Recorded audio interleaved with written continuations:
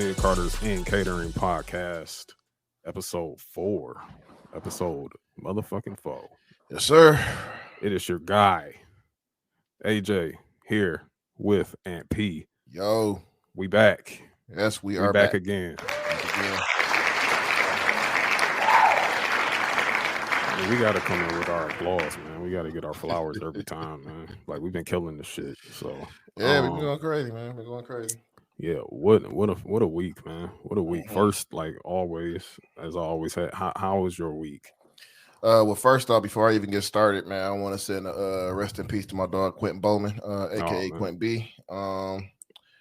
It's a nigga. It's my dog. I met him through a message board in 2005 called LSD.com. We've been brothers ever since, and I'm sad about it, but I know my man's in a better place right now. Got out of jail for the feds, actually. Nigga did some fed time. Got back home, did a year. Got back home for a year, was changing his life around, and he was called home. My man's lived his life. He got a beautiful son out here. And yeah, man, rest in peace, my nigga. For sure. Yeah, absolutely. My condolences go out to his family, Definitely. especially his child, his son. Mhm.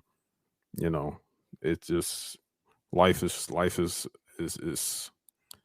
strange. Life is strange. We don't know why certain things happen or why people are pulled from us at such a limited time. Yeah.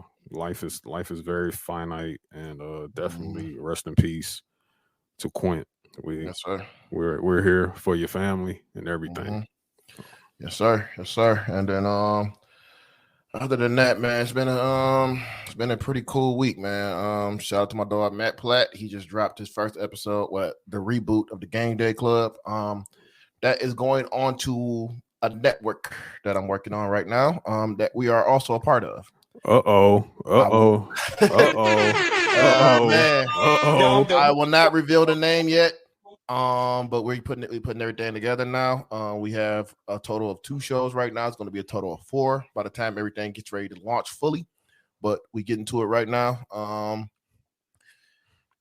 Called the Game Day Club. Looking for that for all podcast services, things of that nature.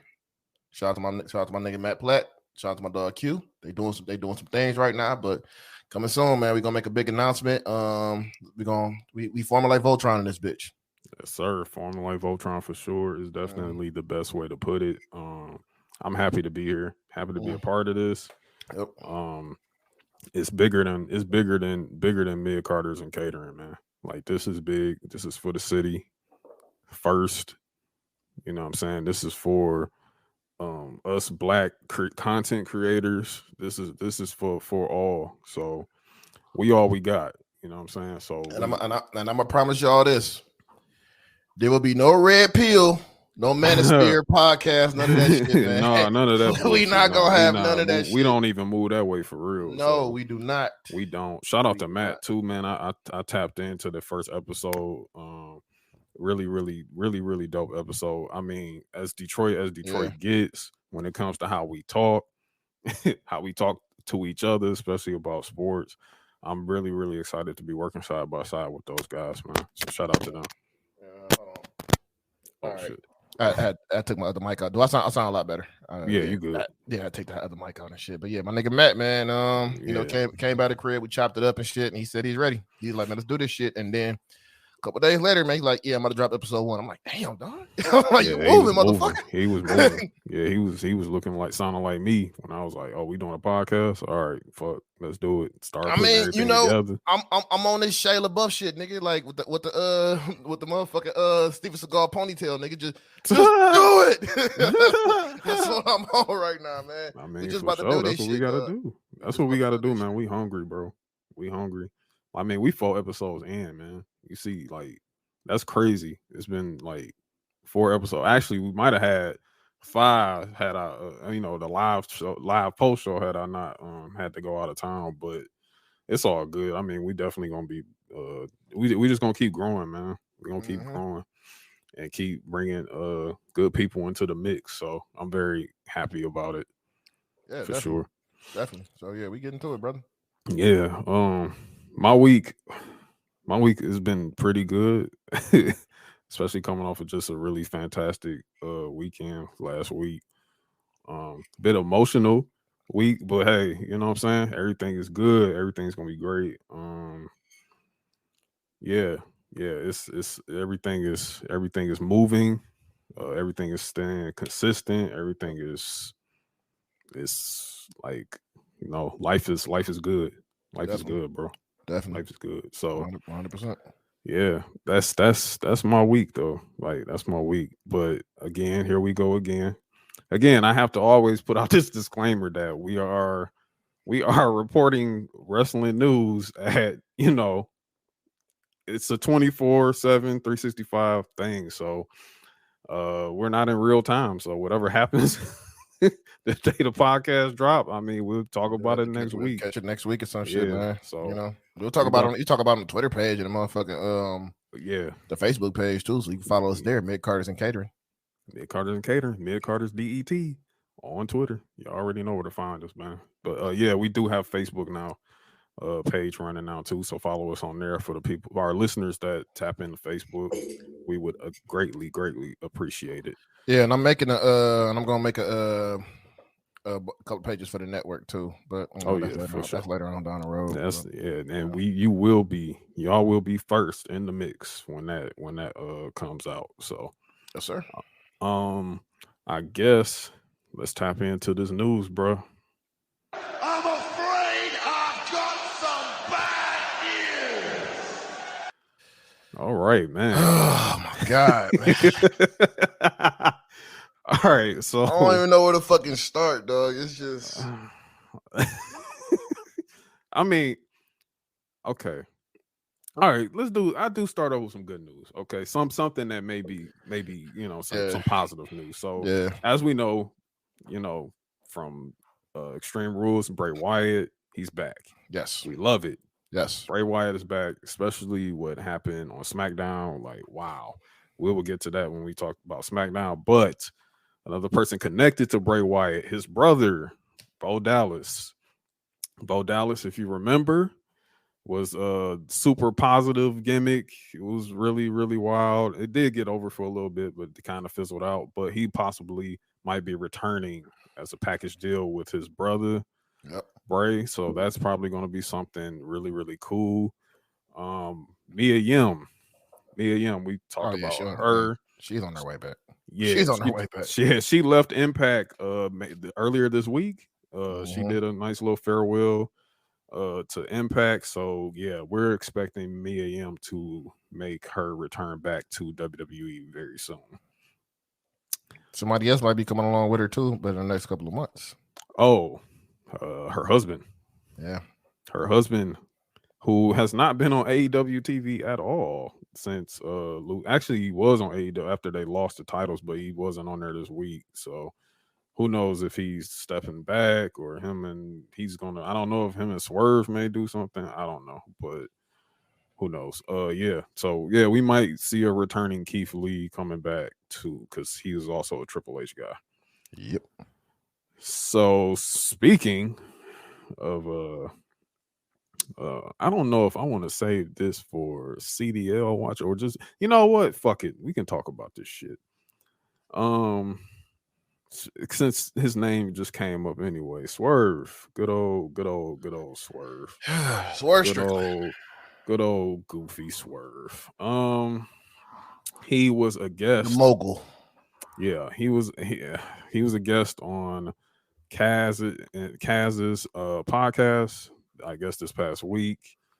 I really didn't tap into much of this interview except for the little small clip that went around everywhere where he had on possibly one of the worst jerseys I've ever seen in my fucking life. And like always, here we go. This monkey swaggerless. Yeah, like I don't know. I don't even know where you can find a Boondocks. I love the Boondocks cartoon, but I don't even know where you can find a jersey like that, like other than like Facebook Marketplace or some shit. I really don't know. He got But that bitch off anyway, Alibaba. yeah, Alibaba maybe, AliExpress, whatever. Just keep that shit away from me. Yeah, he actually got on there and he addressed the issue he had with the black wrestling's BRP 50. If you don't know what the BRP 50 is, it's a yearly list of the top black wrestlers in the industry, and they release this list every Juneteenth. So this past Juneteenth, they put out a list. I think Swerve was like at 20 or something. 19.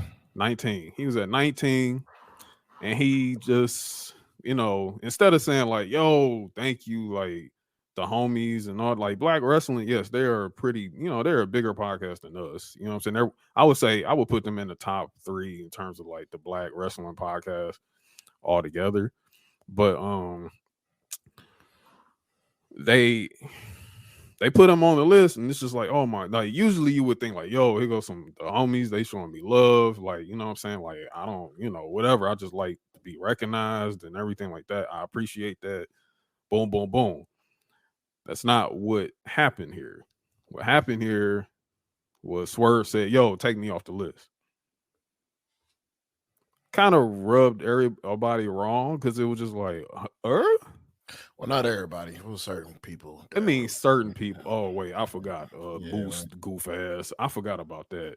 Mhm. But I expected that of him. But I totally forgot about it, as you just so eloquently put it. Yeah. Yeah, he just said, yo, take me off this list. I don't want to be on the list. I'm like, you don't want no flowers, bro? I mean, everybody, a lot of us think you goofy, but hey, we still like acknowledge some of your talent, Yeah. whatever. Like, Yeah. anyway, he addressed this, and his reasoning for this, really it came off initially like, oh, you're just trying too hard to be different, which honestly I still feel like is another reason outside of you just being a fucking hater. He compared him being at 19 to people ranking Illmatic at 19 or some shit like that.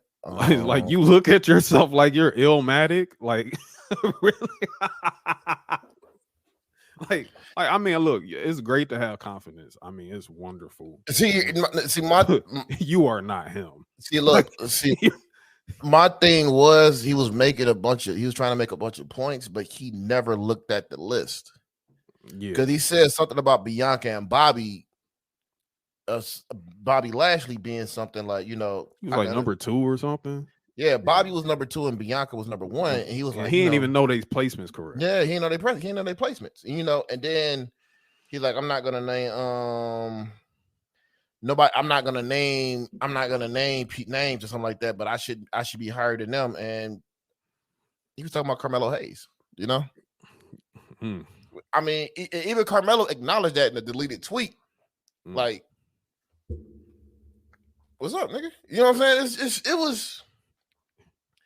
It was just weird, and I appreciate Cass for kind of pressing him on that a little bit. Like, what you doing? Like, nah, bro. You know what I'm saying? Like, I don't know, man. But Cass was kind of being like trying to like sweeten the shit too. But Low wasn't having Low was kind of like, nah. Yeah, you know what I'm saying? Like, and I get that as an interview, you gotta be an interviewer, you kind of gotta like, rub it a little bit to try to keep the synchronization and keep the flow going and everything, not piss off the person you're interviewing, but still it's just kind of like I don't know, man. See, my thing with Swerve is like Swerve is a good talker. Mm-hmm. He's a good wrestler, Mm-hmm. It's just he just comes off entitled. Like, very, hey, I deserve, you know what I'm saying? Like, I deserve this, I deserve that, and it's just, I get it. You know what I'm saying? You're a black wrestler, you trying to be bigger, be big. You know who you are, you're trying to be bigger than bigger than that. Mm-hmm. But stepping on people's toes, just being snobby to people, talking about they clout chasing when you're the one that's clout chasing, clout chasing this shit. By having Waka Flocka and the Who Kid, bringing Fabulous out, Kevin Gates, all this shit, like that's clout chasing to me. You know, you got it's and then performing that Rolling Loud and all. It's just come on, bro. That's definitely clout chasing, trying to perform at Rolling Loud, especially at a place where no one knows who the fuck you are. Yeah, so it's just I don't know, man. Swerve. I don't know, dog. I just didn't appreciate him going after people for that list like that. No, I didn't either. I really didn't appreciate that. Like that was some bullshit. It was whack. It was whack. I'm gonna ask you a question. Are you putting Swerve even near Carmelo Hayes on that list? From what Black Wrestling said, no, because Carmelo had a bigger year. Yeah, for sure. And here's my answer.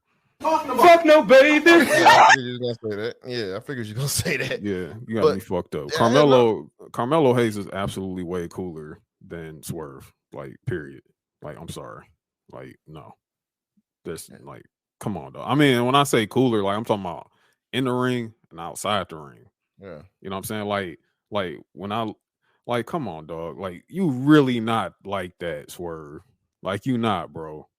Like, you not. Like, you really not like people can look at me and be like, yo, like AJ, like this nigga, like he cool. Like this nigga got it's something to him. Like he a cool ass nigga. Like you cool, bro. The thing was, dog, when he did the hit when he did the hit roll when hit roll Was actually making him look cool. better. It was cool, dog. Even though they can't dress, but they was making him look like okay, you look a little cool, but nah, you still not it, bro. Like you look dressed like an undercover cop. Like stop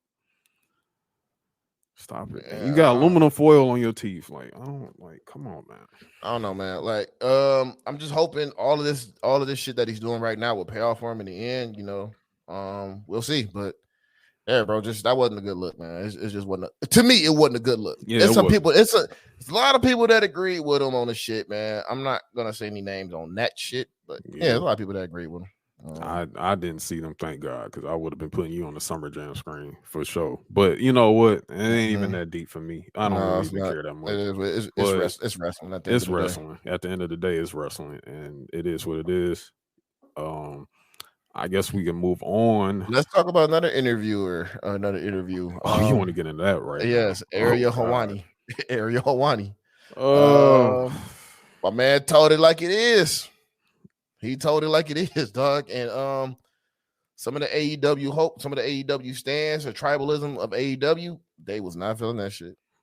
And my thing is about that, Ariel Helwani was 100% right in what he said.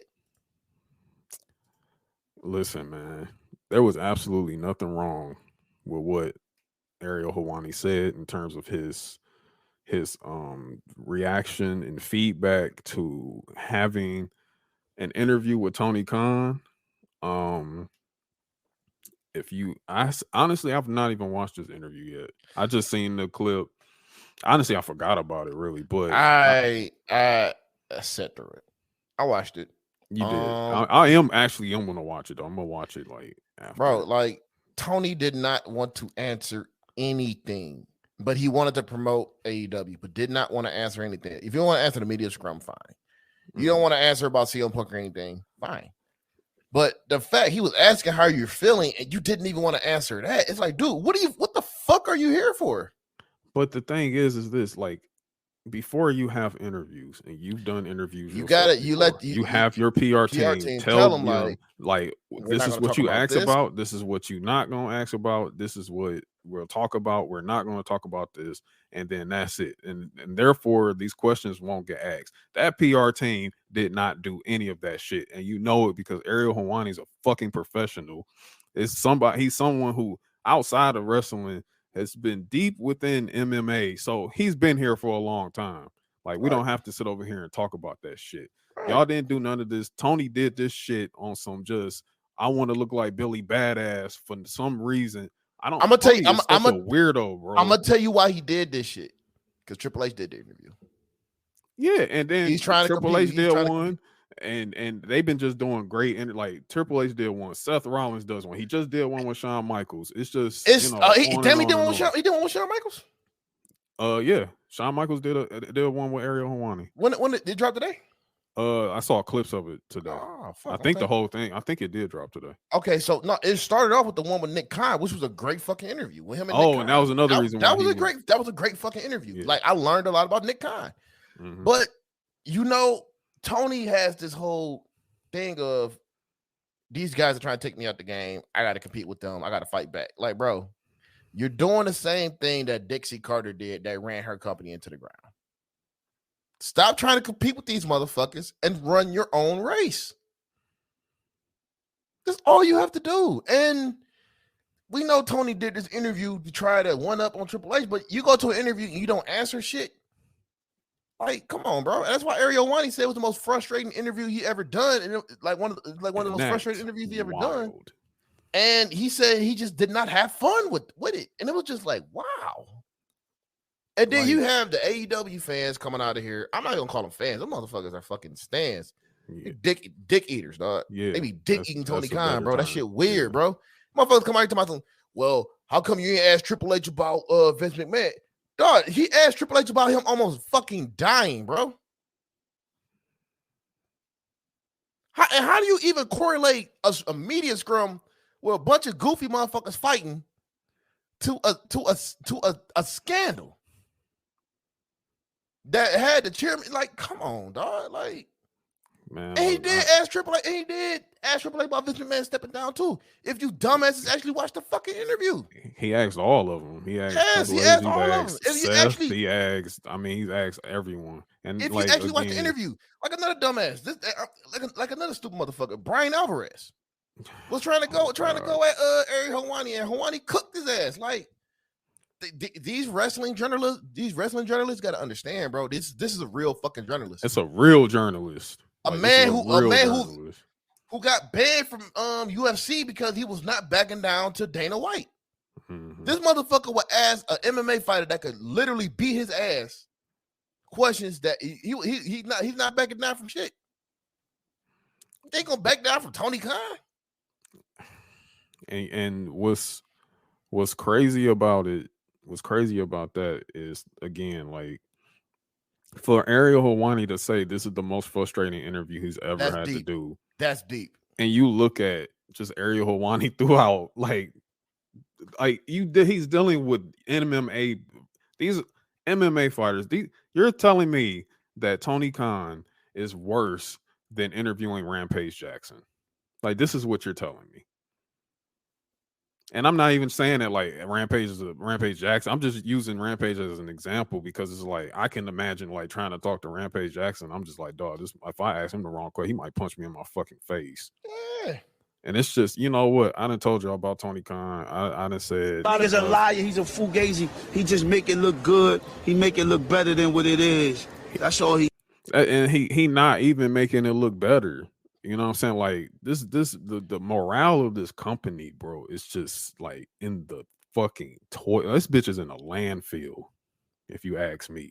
You know what I'm saying? Like, it's just absolutely ridiculous that Tony, like, he was like, and then he bring up like, yeah, this is legal stuff. Like, people actually looked up to see if there's any legal files put in. There's nothing there. Like, this would be on public record if it was something legal.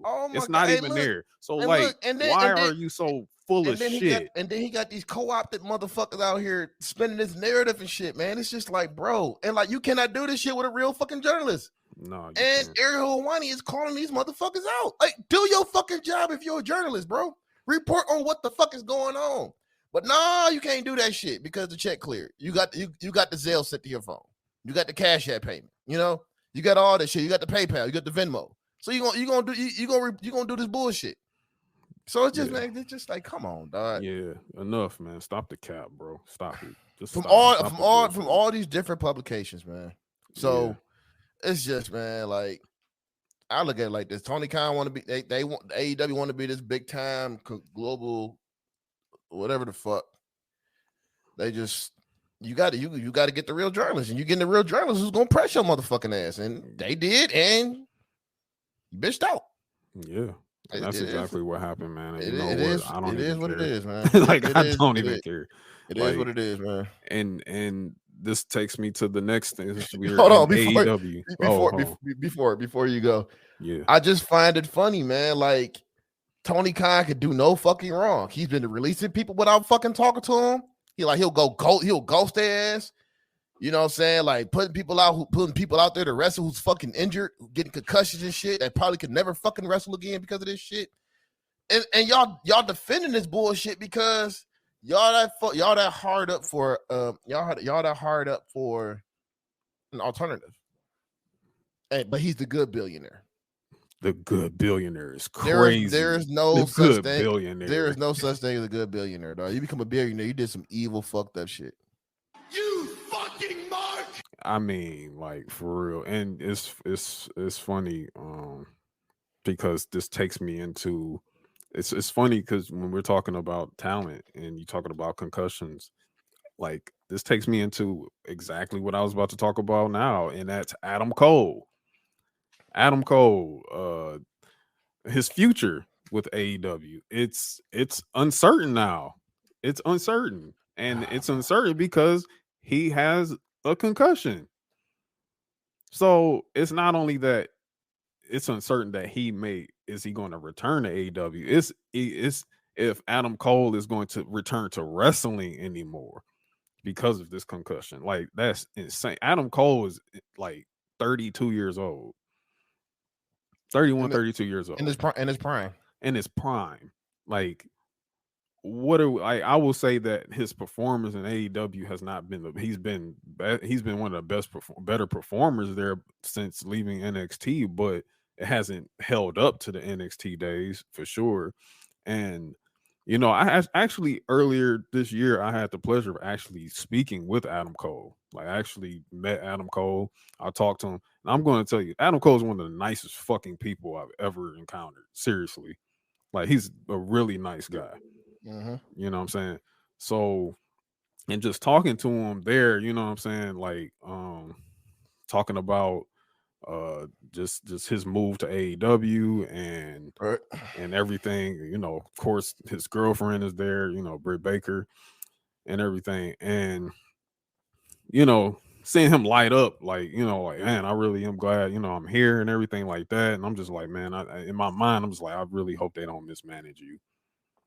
And I mean, that was early last summer. That was during the summer, early in the summer. Like here, and here we are now. I'm over here looking at news saying it's uncertain if he's going to wrestle again because of concussion. Like what are we doing? Like, what are we doing? It's not a safe company, I mean, they hit the fact Brian had another fucking concussion. And Brian Danielson again. This is somebody who returned to WWE, like returned to in-ring action at WWE before his departure. Had a hell of a run during this return too, by the way, and did not get hurt one fucking time. Didn't no concussions, nothing. Didn't get hurt, nothing. He goes over to AEW. In the direction that they doing him right now, that's just even something else. Like y'all got him going after championships, and he's jobbing out every time. But whatever. But he gets a concussion at AEW. I mean, that's very telling, bro. It's frustrating to see that because these are like greats here, and we're like we want to see them flourish, even if they're outside of WWE. Like we want to see them flourish there, and here it is. Like my point is the AEW fans or stands or drones, whatever the fuck it is, y'all do not hold Tony Khan accountable at all. The same shit that y'all used to give Vince, y'all need to be directing it to him too. Because this, I don't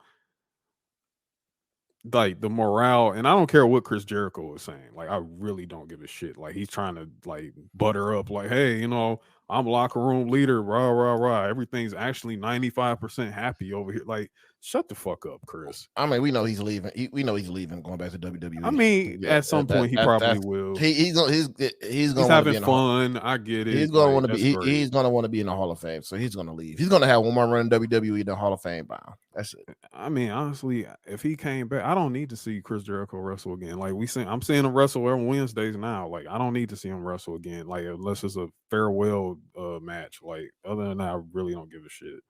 But hey, get the people what they want, I guess. Yep. But yeah, that's enough. I guess that shit. Still in AEW, John Moxley. I think we talked about that last week. Yeah, but I think a big confirmation in his contract was confirmed. The GCW shit is over. Oh no yeah, more of that bullshit. He's seen that. I will give Tony Khan as he seen that Effie match. He said, "Fuck that shit." Yeah, motherfucker, you not going back over there. Yeah, like nah, you ain't going back over like, there. Like nah, shit. Man, like nah, bro, you my champion, and you going 50-50. Nah, you're like nah, bro. You're that GCW shit is done. But he is still going to be wrestling New Japan pro wrestling matches. So, which I kind of knew that would kind of still be there because they have a working relationship. But you know what? There's some other wild ass shit going on as far as New Japan, brother. Oh yeah, we'll get to that. Yeah, we'll get to that while we talk about Raw. That's interesting. But Renee Paquette has signed to AEW. I like Renee. I think that's a good signing for him. But then again, it's just like, why? I mean, now you got that, the WWE backstage picture that people like to post all the time. Now they got the whole backstage picture now. No, they don't. So. There's one person missing, motherfucker. Punk ain't there no more, man. Well, I mean, I'm just saying, like, in terms of people that actually got over there, like, they took the whole damn picture. So now you got it. Now you got the whole collection, except for, Phil. I mean, Pepsi Man. Yeah, Pepsi Man, Soda Man. And then apparently there's a new signing at AEW too. That's happening right now, actually. The Kingdom has signed over. And all I gotta say is that's the perfect place for them to go to is AEW. Oh yeah. Yeah. You could take Matt Taven over there.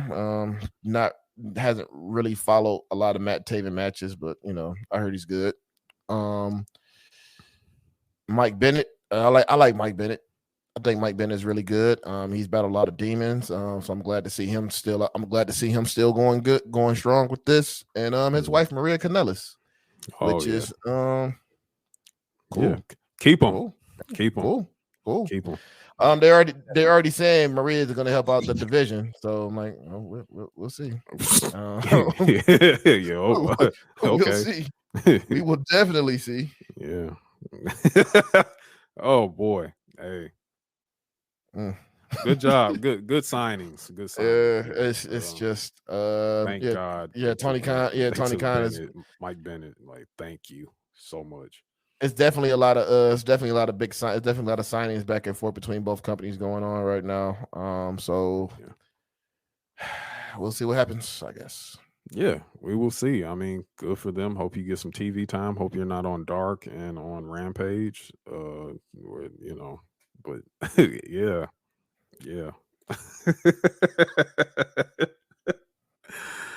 Oh man, that motherfucker just signs people to sign them. I swear. If they have a he just you someone WWE may talk to you. Oh no, sign them. It's crazy. But hey, I'll take a free check. I will. I mean, Tony can call me tomorrow. And that's exactly what Renee did. That's exactly what Renee did, because she told me like they're pretty much winging it right now with her, and I'm just like, wow. I'm like, okay, but Mox is like, hey, baby, come get this check real quick. Hey, I get to work with my wife. I'm politicking. I'm politicking over here. Who's a better politicker though? AJ Styles. Oh yeah, for sure. AJ Styles a politicking master, baby. Oh yeah. AJ don't play with that bag, bro. He don't play with that bag. He gonna spread the wealth around that motherfucker. He will get his people fed. All of y'all, everybody eats. Everybody eats. I'm pretty sure the Bucks and Omega then probably call like, hey, yeah, come on over, man. Come over. You may have to go to NXT for a minute, but yeah, come over. Come on. Come on. You know, you may need a little promo work, you know, but hey, yeah. So Oh yeah, shout out to my dog Ricky Starks, man. oh yeah. Oh man. You know hey, what? man, what the fuck is wrong with you, dog? why would you send that shit to him, man? Like, what is wrong with you, bro? What the fuck is wrong with you? I don't know. I mean, look, everybody knows how I am on Twitter, on social media. I'll be social media. You know, I do my jokes. I do everything, and that's exactly what it was between me and Ricky. It was just it was jokes. But he know what it is, man. He know where he gonna be in a few years. So just cut the shit, bro. But anyway, them fans yeah. I mean, look, them fans was not having that shit, baby. And He's not going He's anywhere. not going. Somebody tweet me. Yeah, it belongs in the dumpster. Like this is where it's going. Like what happened was I like Ricky Starks posted a picture of himself or whatever. And I had reacted to the picture like with a WWE PC shirt. And I was like, yo, just tell us where to send it. And then he was like, that's not Prada. And so, you know, I just laughed. You know, it was a joke. Like, that's what we doing. We joking. Then, of course, here comes the AEW with the fucking tiki torches coming out. Like, you're trying to give him a PC shirt? That, like, at least give him a spot on main event. I'm like, main event? Like, like, y'all don't, like, huh? Like, we don't want to see Ricky Starks in NXT first? Like, he could be top dog on NXT. Like what do we? But whatever. Anyway, yeah, the shit was funny. Honestly, I muted that damn tweet. Like, I really just don't give a fuck. A lot of people were just liking it and shit like that, and I was just like, yo, this is time for me to plug. So hey, that's what I did on that. And if y'all gonna hate, listen to this. You know what I'm saying? Turn up. Welcome. But that's all in good fun, man. Shout out Ricky Starks, man. Yeah, definitely. I fuck with you, bro. Definitely. So yeah, that was that Cody watch. So oh yeah, shout out to Cody. Yeah, shout out to that man, Cody Rhodes. Yo, man. a matter of fact, shout out Cody Rhodes, man. I saw today that he sent a video via his sister to the wrestling club. And you know, they got shouted out on the bump. They got shouted out on the bump too, man. Yeah, they got shouted out on the bump. I mean, what a fucking week they've had, bro. Like these kids, man, it's just been absolutely amazing to witness. Like, just shout out Wallflower Perry, their teacher who put this whole thing together. I think they have merch out now as well too. Like, I mean, the wrestling club is like really out there. Like, if it's up to me, when it comes down to the Hall of Fame giving a Warrior Award this year, it's got to go to Wallflower Perry for sure, man. Like, what he's put together here is just amazing. These kids are going to WrestleMania. They're going to WrestleMania before I can go to WrestleMania. Like, that's fucking amazing. I think that's great. Yeah. That's going to be an experience that's going to stick with them for a lifetime. But Cody sent them a video today, and just, you know, he really just showed a lot of love towards these kids and gave them like a whole lot of a good make sure you eat your Wheaties speech and everything like that, man. It was really he came through with a Hogan promo for him and shit. Oh, man. Yeah, man. He definitely came through. You know, about to pull up to that class real soon, dog. You know he's pulling up to that class. Oh yeah. Yeah. You about to say Hogan? Hogan ain't pulling up. No, I'm about to say nah. Hogan ain't pulling up. Fuck Hogan. No, I'm talking about. I was like, I thought you were saying like, yeah, you know who gonna come up. I'm like, who? And but you talking about Cody? Too many black kids there for me, brother. Too much mud in here, brother. It doesn't work for me, brother. Fucking goofy. Fuck Hulk Hogan. Anyway, yeah, but shout out to Cody Rhodes for that, man. But in terms of the update, I mean, it's looking like how we've been talking about it. Like, Cody, I think he's clear. Like, he's been lifting weights according to DDP. Cody on his way back, baby. Oh yeah, he's on his way back. Like I said, it's like he is pulling up on Seth. I'm like, day one could be that possibility, or Royal. I see it more hitting harder at Royal Rumble. Man. But if day one happens, I'm not even mad at that. You know what I'm saying? Cody pulling up, man. He like Yeah, Seth. Cody coming, man. He coming for that. I gotta get my lick back, baby. Yeah, he coming back for his lick, you know. So Cody may be down 0-4 and then coming up soon. I don't know.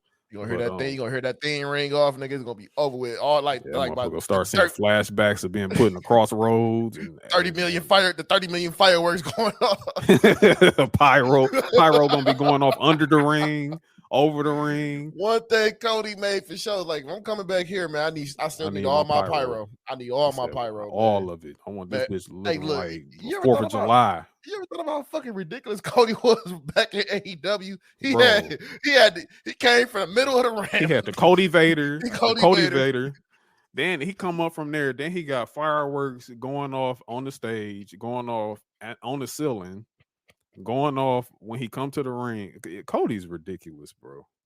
He is a ridiculous human being when it comes to pyro. That man had WrestleMania fucking fireworks on Wednesdays, bro. On Wednesdays, on a regular Wednesday, it's like fucking veteran. It's not even Veterans Day. It's like fucking Flag Day, and he got pyro on a regular ass Wednesday. Like that shit is.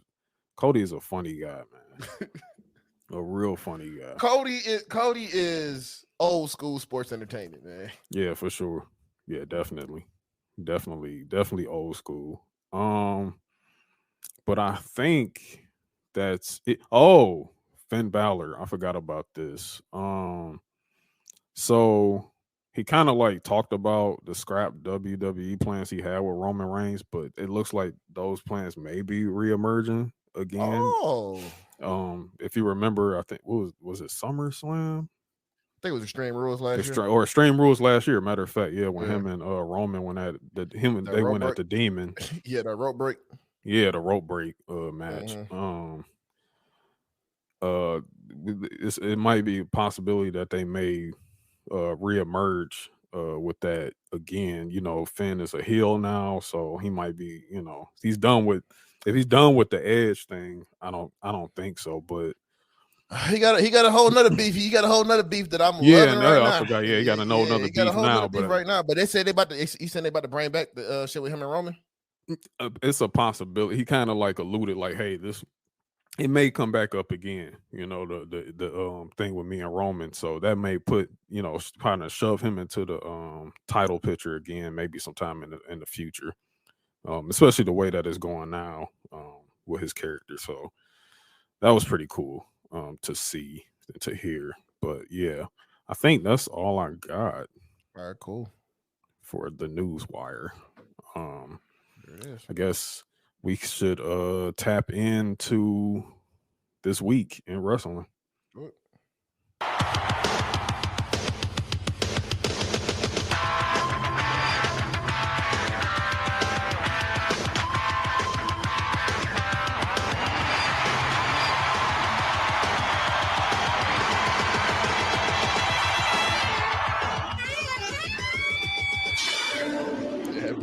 They had Bleeding Gums Murphy on that fucking saxophone and shit.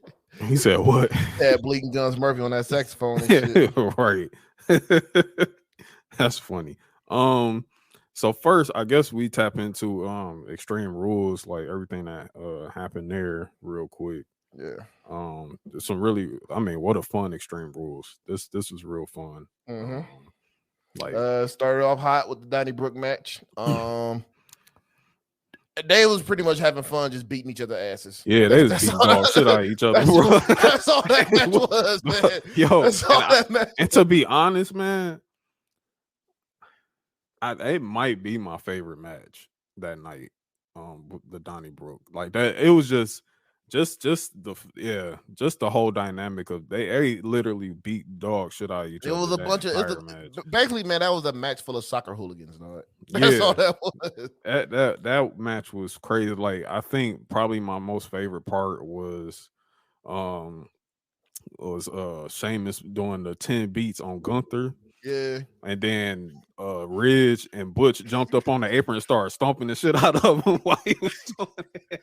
Hey man, they got tired of Gunther's bullshit, man. Like, man, you He's been like, man, we gotta kill this nigga. like, you been beating our ass, man. Like, yo, nah, we got to get you the fuck up out of here. Yeah, that was probably my favorite part of the match. Hey man, Sheamus is fucking over, dog. Over like Rover, bro. That man over is like over. Rover. Banger He's having a renaissance right now, dog. Yeah, It's the ridiculous. reconnaissance of Sheamus, bro. That's Yeah, exactly man. what we're witnessing right now. I love it, dog. I love it. I do. fucking I love it. absolutely love this for Sheamus. He's getting his flowers every single match. Sir. Match that he goes out, he's popping crazy. The brutes are definitely over. People fucking with Ridge, people fucking with Butchie. I don't want to see this end. Like And you want to know what's crazy? Yeah. Butch himself said, "I'm glad I'm the Butch character because guess what? Character development, motherfucker." Yeah, absolutely. And that's exactly what we got. That's exactly what we got with Butchie. I mean, even still, like we still got Pete Dunne there. You know what I'm saying? Like whatever, like his gear and everything like that. But he's Butch. He is fully Butch right now, and Ridge has gotten so much better, like performance wise. I mean, the Brawling Bruce is definitely a really fun faction. Yeah, I fuck with it. Yeah, and going against Imperium at that, who I also fuck with heavy, like just like I'm really starting to see these 3 and 4 man factions pop up in WWE. It's faction wars all through that bitch. it's hella factions right now, and even in the women, you know, we got faction. We got it's kind of just really one faction, but you starting to see little subgroups grow out of that too, or people who are aligning themselves with one another. Which is really, really good to see as well too. But yeah, this was a very fun match. I really loved it. Yeah, turn up, man. Exactly. Yeah. Next was it Ronda and Liv? I believe it was Ronda and Liv. Yeah. Yeah, Ronda and Liv had their Extreme Rules match. I think I saw some complaints for this match, but when I viewed it, I really didn't think it was that bad. I thought it was a pretty good. Honestly, I feel like this is probably their best match that they've had. You know, I mean, I won't count the cash in so much, but that second match, the Clash, I felt that was Liv's probably best SummerSlam match. No, the Clash you had with yeah, that was Shayna the Baszler. Clash. Yeah, oh no, that was yeah. Shayna Baszler. I'm sorry. SummerSlam was the second one. Was the was I that? think they're gonna you know, Ronda went over. Yeah. And it was a decent match, man, for what it was. You know, it was extreme. Decent. It's hard to really rate an Extreme Rules match because you know you just it's a gimmick match. You know what I'm saying? It's a gimmick match. I love the way it ended though. Like Liv didn't look weak. She got choked out between the table and shit like that. So that looked good for her. And then we started to see a character change with her too, which was needed for Liv. Yeah. So we're seeing the character change for her. So I think her and Ronda gonna go a third time, or a fourth time. What I'll call it a third time. I'll say third. Yeah, I'll call it a third time. They're gonna go a third time. So we're gonna wait to see what happens with that. So yeah, that was cool. I fucked with it. Yeah, definitely. That was a pretty cool match. Following that match, was it Edge? Was it Edge and Finn? No, it was I think it was Drew and Karrion. Oh, Drew and Karrion Kross. Yeah, that was an interesting strap match. Again, it was a pretty good match, I will say. The right person went over. Yeah, the right person won. So like honestly, all of our predictions like landed in the right spot for who we mine's kind of didn't with Finn and them, but yeah. Okay. Oh well, yeah, that. But yeah, Karrion Kross goes over. Scarlett maces. She maced Drew, so no fireball this time. And Karrion Kross gets the pin, gets the win. So they're not done. Hey, Kross fucked them. I like Kross finisher. The cross, not the cross jacket, but the elbow. Yeah, the elbow. Like that's a vicious finisher. I like that. Yeah, it looks like he's still gonna use the Sato suplex. Yeah, Saito suplex and that cross jacket and that the forearm that he does. So yeah, that was pretty. I Pretty really good. like how they're building him up. You know what I'm saying? I really like how Yeah. they're just rehabbing his character. So it's just all coming together right now. They're doing a good job with him. They're doing a great job with him. They're doing a Yeah, great I job think with him. so too. I think Make so too. I think Cross is really gonna be he's gonna be really big when it comes to just being a heel on a certain show. So that's very good to see. Um, following that match was the ladder match with Bianca Belair versus Bailey. I actually really enjoyed this match. That that match might have was been really fire. if between that and the Donnybrook, that might be my match of the night. Yeah, like the spots in this match was crazy. I mean, wow. And what a way to keep Bianca looking strong because she literally went 1 versus 3 in this match. Bailey was really reeling it in. She was really like Bailey's fucking amazing. And you She's know, really and Bianca, to me, Bianca is like they're building Bianca as the female John Cena. oh yeah, for sure. And it's so obvious in this match. Like, her athletic abilities, along with she's just so fucking strong. It's just ridiculous. She's very strong. She's very strong. She looks good out there. She she really did really good ladder spots. The fucking double Double KOD was KOD ridiculous. was Was fucking ridiculous. That is ridiculous. Like strength, man. I That was is like, strength. yo, what? Like she hits the double KOD on Dakota Kai and Io Sky, and they didn't even come back from that. Like Oh, they was outside the they was ring, like that done. shit was done. And And then then when she hit the KOD on Bailey while she had that ladder, while she had the piece of that ladder and was Bailey fucked herself up on that ladder yeah, too. she got fried. So that was that, and again, Bianca retains. That was a great Mm-hmm. match. Fire match. Bravo. And then after that, we have good storytelling, really good storytelling with Edge and Finn. This match, Finn is really that guy. Finn is Captain fucking New Japan now. That's what he Bruh, is. that's exactly what he's Captain fucking New Japan now again. So man, Finn is, I mean, I can't give enough praises to this match. Like seriously, like just Finn as a heel, like just yelling at the ref, ask him. Like he just kept telling him, ask him, does he quit? Ask him. It was a lot of really good storytelling. We get some Rey Mysterio coming out.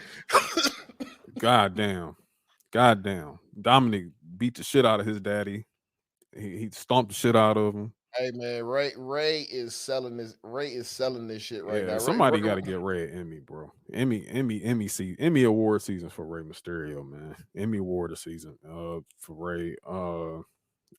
We get a lot of good callbacks in this match too, with different spots that Edge was doing on Finn and Finn did to Edge, and then we get an appearance from Mrs. Edge herself, Beth Phoenix. People been waiting for that. People been waiting for that standoff. They've Yeah, been people waiting was for that definitely standoff. waiting for Beth and Rhea to go face to face with each other. And they did, and it was fun to see. And then we all just tried to really figure out how in the world could Finn get Edge to say I quit. Oh, they figured And it out. boy, They, did they they figure figured it it out. out. They figured that shit out. A nice sweet concerto via Rhea Ripley to Beth. Well, at first she teased it. She was teasing. He was just like, okay, I quit. And then Rhea was like, should have quit sooner, motherfucker. And then bam. Bam, like nigga. So shout out, pour a little liquor out for Beth Phoenix. Yeah. Pour a little liquor out. Really good match. The heat in that building was turned up to the 10th degree after this. Cause I mean, good Lord. They made the audience feel that shit. Hey man, look, bro. I'm gonna say it like this. Dom is a fucking heat magnet, dog. Yeah. Dom is a heat magnet. We definitely found out on Monday how much of a heat magnet this motherfucker is. Yeah, Dom is a heat magnet. the Judgment Day is just hated, and I'm loving it. Like I'm really loving this direction now. Then we get into the main event, the show closer. So we thought, the fight pit, the Mhm. fight pit. Seth Rollins versus Seth freaking Rollins, aka RVD, versus Matt Riddle with Hey, our special guest Daniel Cormier. hey, man, Seth came out there with the fucking RVD ponytail. And with a ponytail, and then did the gesture, the Yeah, and famous RVD. with the fucking RVD spray painted shit. And RVD was like, first off, shout outs again to Makazi for that crazy Yeah, ass shit, man. shout out to Makazi for that. And man. then RVD was like, oh, he was dressed like me. He like, whoa. Whoa, dressed like me, and he just sparked up the fucking bong and kept going. Shout out to RVD, man. RVD a real one, dog. I fuck with RVD. But yeah, really good match here. Really good match. It went as we expected in terms of the result. But when you say beat the dog shit out of one another in a match, I mean, this is what it was. The fight pit absolutely delivered. See, I have a theory for the next fight pit match. Okay. It's going to be Brock versus Riddle. So you want to see a shoot fight, is what you're saying? That's what that's gonna be. That's a shoot. That's a shoot. That's a shoot. And you know Matt wants that. Matt wants Brock. that badly, but I think Brock, but I believe that's gonna happen, dog. Yeah. Wow. Oh my God. Yeah, I got a feeling that's gonna happen. And we're gonna be a WrestleMania match. And we're gonna definitely have a feeling. And when we talk about Monday, you're gonna see why I'm saying all this. So, but yeah, fight pit. I love the fight pit. Fight pit was fun. Seth definitely did. Seth actually was able to wrestle a Seth type match in that fight, which was dope. Which was dope. Yeah, he did some good turnbuckle power bombs on top of the fight pit. Because that was my biggest thing I was worried about with that match, because I did, because Ciampa did it before with Thatcher. It was cool, but like I'm gonna say that was probably like the third best, probably like the lowest level one. The one with Seth and Riddle was number 2, but number 1 will always be the Thatcher and Riddle, man. Yeah, they went ham. They went and I think it worked better too because it was the pandemic era type shit. He didn't have people in the crowd, and you just heard the punches and the kicks. You just heard the punches, the kicks, and then it was just like it wasn't no like. I mean, when it come to gimmicks, it was, of course, Matt Riddle was Matt Riddle, but Thatcher, it's just like no gimmick. It's just I just want to beat the shit out of somebody. And Thatcher is 2-0 in fight pits. We need him. Yeah. Hey H, pick up the phone, man. Pick up that phone. Call that satellite phone. Get him out of that cave in Oregon and tell him to come. Put Thatcher in Imperium too, by the way. Dog, Thatcher and Imperium is insane. That is fucking. Honestly, I feel like it probably should have. He was already a part of that before. Ring camp. Oh yeah. He was already part of it. Man, don't bring him back in with Gunther, man. Yeah, like, whew, good lord. Yeah, oh my God. Yeah, that's crazy. But yeah, fight pit was really, really good. Daniel Cormier definitely was great in this. Like, he was keeping them in check. I really like what I saw. We're gonna see him in the ring. We're gonna see him in the ring really soon. We're gonna see him in the shape for that. Like, he can get in this. He can get in shape. He can get in shape. I wouldn't mind seeing him in the ring. I don't know who I'll put him against, but he's gonna be in the ring. He's gonna be in the ring. But yeah, so that was that, and then lights out. Whew. And here we are. Yep, here we are today. Bray Wyatt is back. Mm-hmm. I mean, what a reveal. I mean, wow. I mean, it's just like storytelling and just creativity, everything. Bray Wyatt is like his creative mind is just really, really, it's really, really out of this world. Just being able to go through like the different, I won't say, I'll say the different personas of Bray Wyatt and Yep. that into what he is now, which is the White Rabbit. It's pretty cool. It's pretty cool to see. But welcome back to Bray Wyatt as he closed out Extreme Rules. Man, So, crowd, you couldn't even hear that man talk. Yeah, you couldn't even hear him talk. Like they had to put in like they had to put in like if you know anything about editing, they kind of had to put like a voice over into the clip, like and like so they could be like, yeah, like what did he say? I'm here. Yeah, I think I said I'm Yeah, here. yeah, You I'm couldn't, here. you couldn't even hear it, dog. Yeah, you couldn't even hear it, so they kind of had to edit it into the clip. So, but yeah, Bray Wyatt is back, and that takes us into Raw Brooklyn season premiere. Mm-hmm. Really, really good Raw. Opens up funny, funny segment because we're celebrating 25 years of D-Generation X.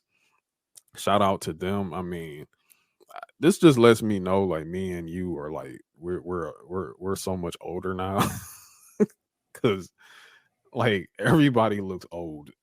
Like Road Dog like, fat to the motherfucker, Road man. Dog is chunky. Sean is old.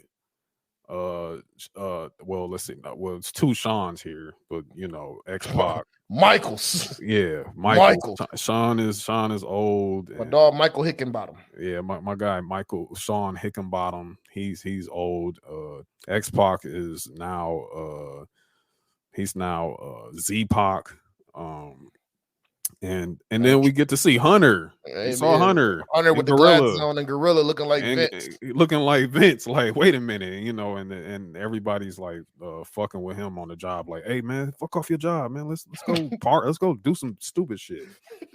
And Hunter's like, look, I'm a grown man now. Like, I can't, I'm a boss now. Like, I can't. This is my duties. Like, I have to like produce television. Triple H definitely was looking like Motorcycle Dad later on that day. Yeah, man. he's absolutely looking like responsible dad. And this was honestly looking like The Hangover 4 to me. You know what I'm saying? Like, this shit was just too funny and doing the same old DX shit. Cox and cussing.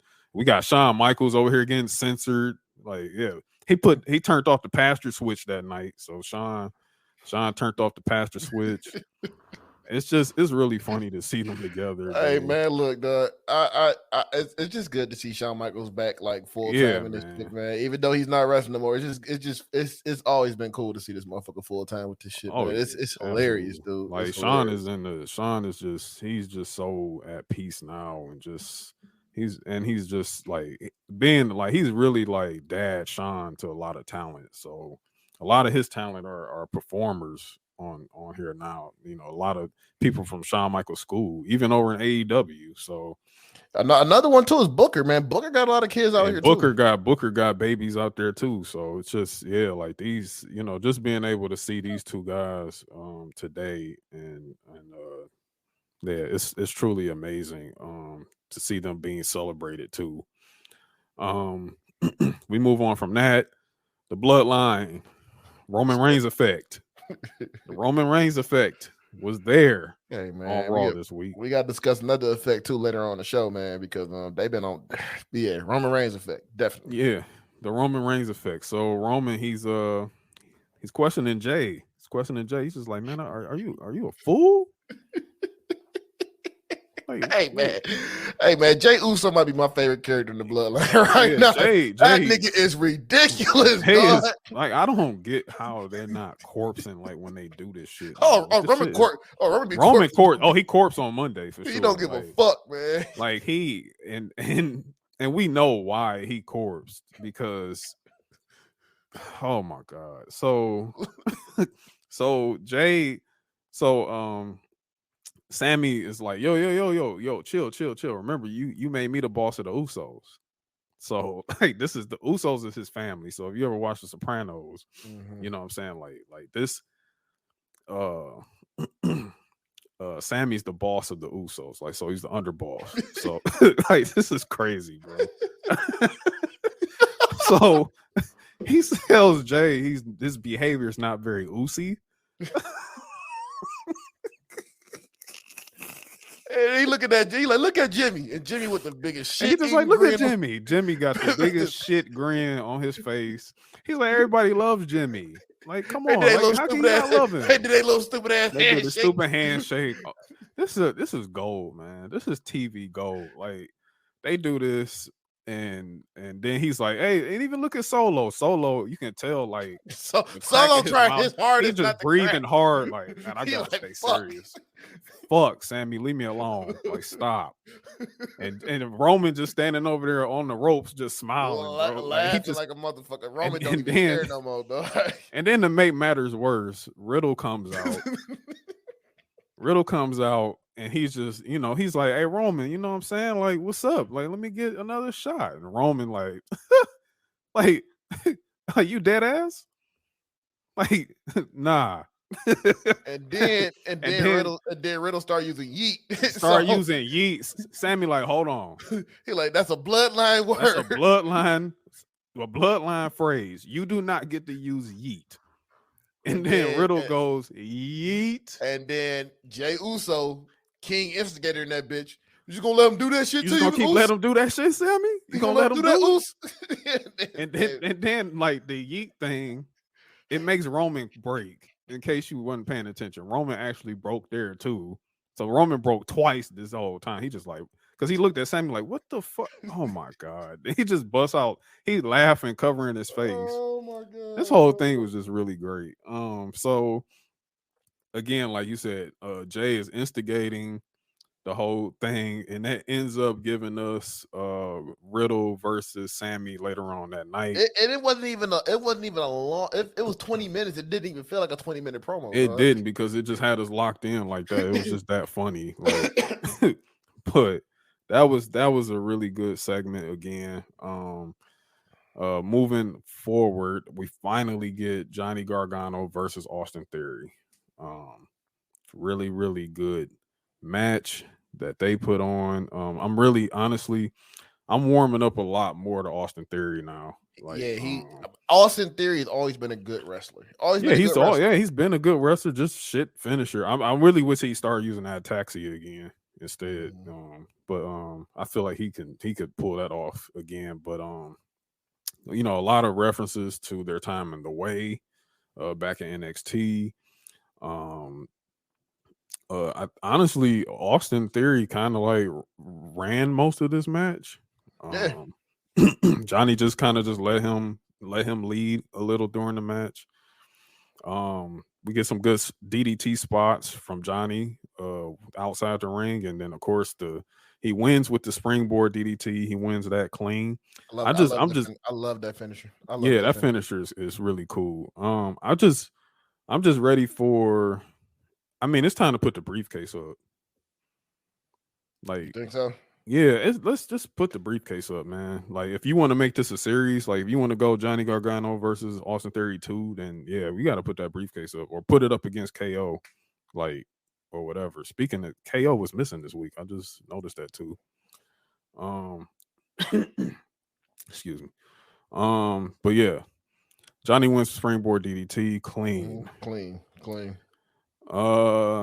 Next match, Rey Mysterio versus Chad Gable. Another pretty good match. A lot of story in that match, though. A lot of story. Dominic and Rhea come out. Rhea is just so disrespectful. So fucking disrespectful. You are disrespectful, darling. You are. She comes out with the tribute band on that red Beth. Wild. Crazy. That disrespectful, dog. So disrespectful. Wild, dog. That's crazy. Like, wow. But Edge loves that type of shit, though. For sure. Yeah. Edge loves that shit. So it's just, I mean, of course, I know she got the go ahead. Like, yeah, do that shit, man. Make it twist that knife. You know what I'm saying? But so you're definitely getting Rhea versus Beth real soon. Probably so. And again, Ray beats Chad clean. I thought they were probably going to cost him the match, but Dominic ends up coming in the ring afterwards. He slapped his father in the face. Let me tell you what happens if I slap my dad in the face. Getting your ass whooped. Whooped. I may not be here the following day. I might, you know how like the Detroit self defense, the person turn around and they in heaven. Oh, shout out to my dog Dale, by the way.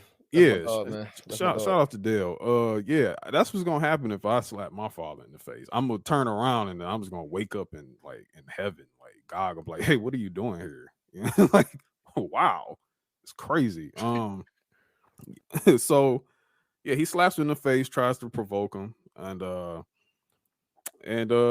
Judgment Day ends up jumping Ray.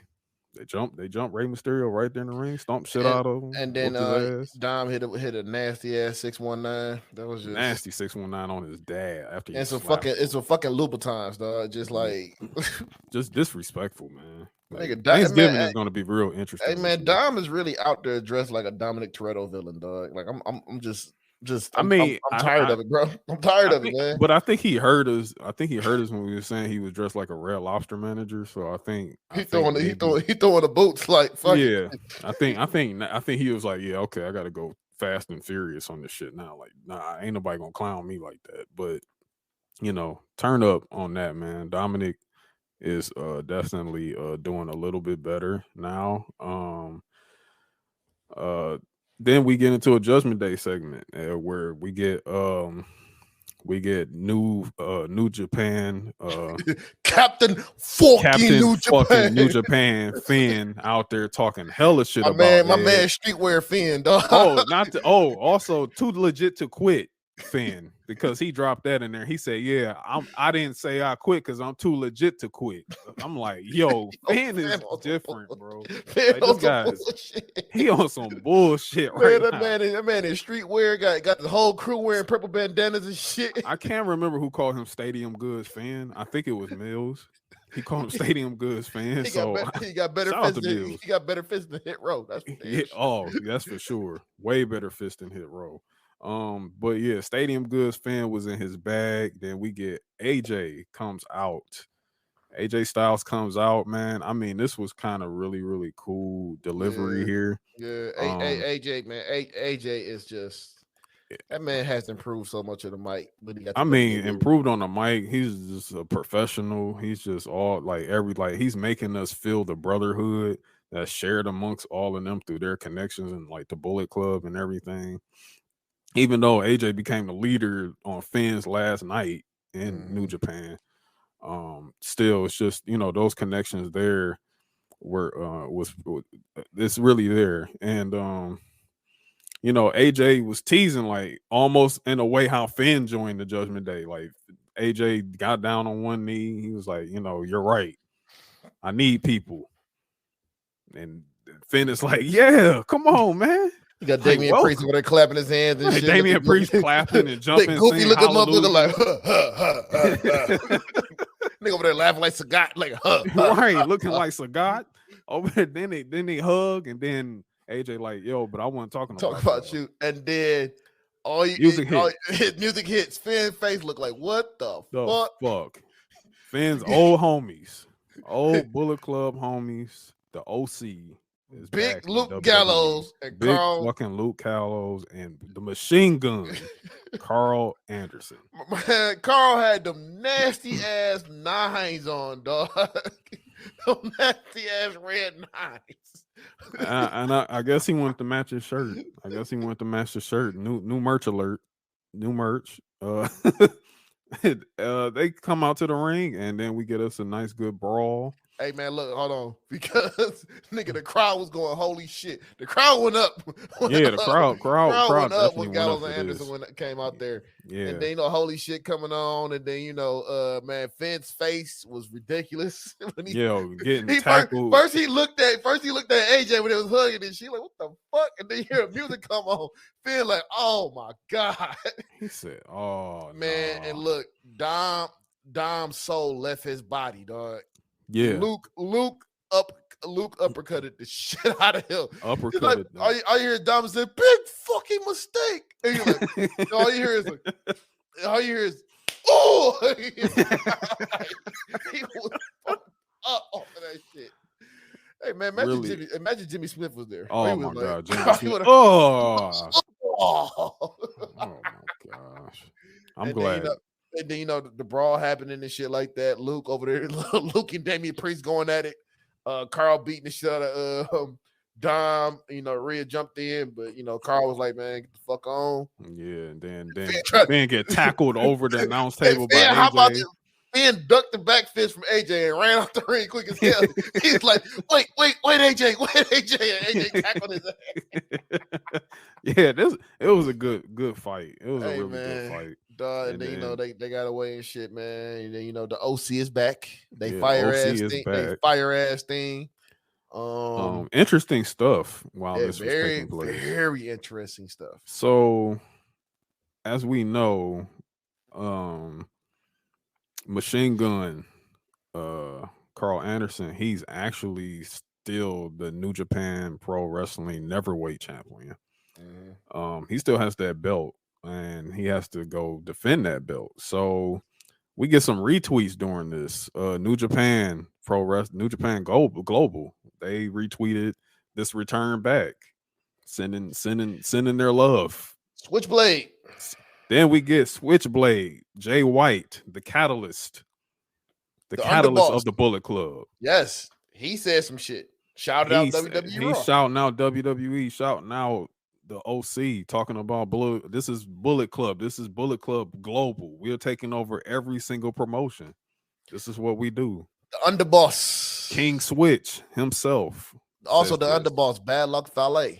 And Bad Luck Fale. One of the founding members. Original Bullet Club. The original Bullet Club. Along with Finn, aka Prince Devitt. And it's crazy because a lot of these publications are like, "Oh, there's nothing gonna happen with this." They're just, I'm like, hey, man, look, bro. Okay. Look, bro. Here's something different. Here's something different about this shit.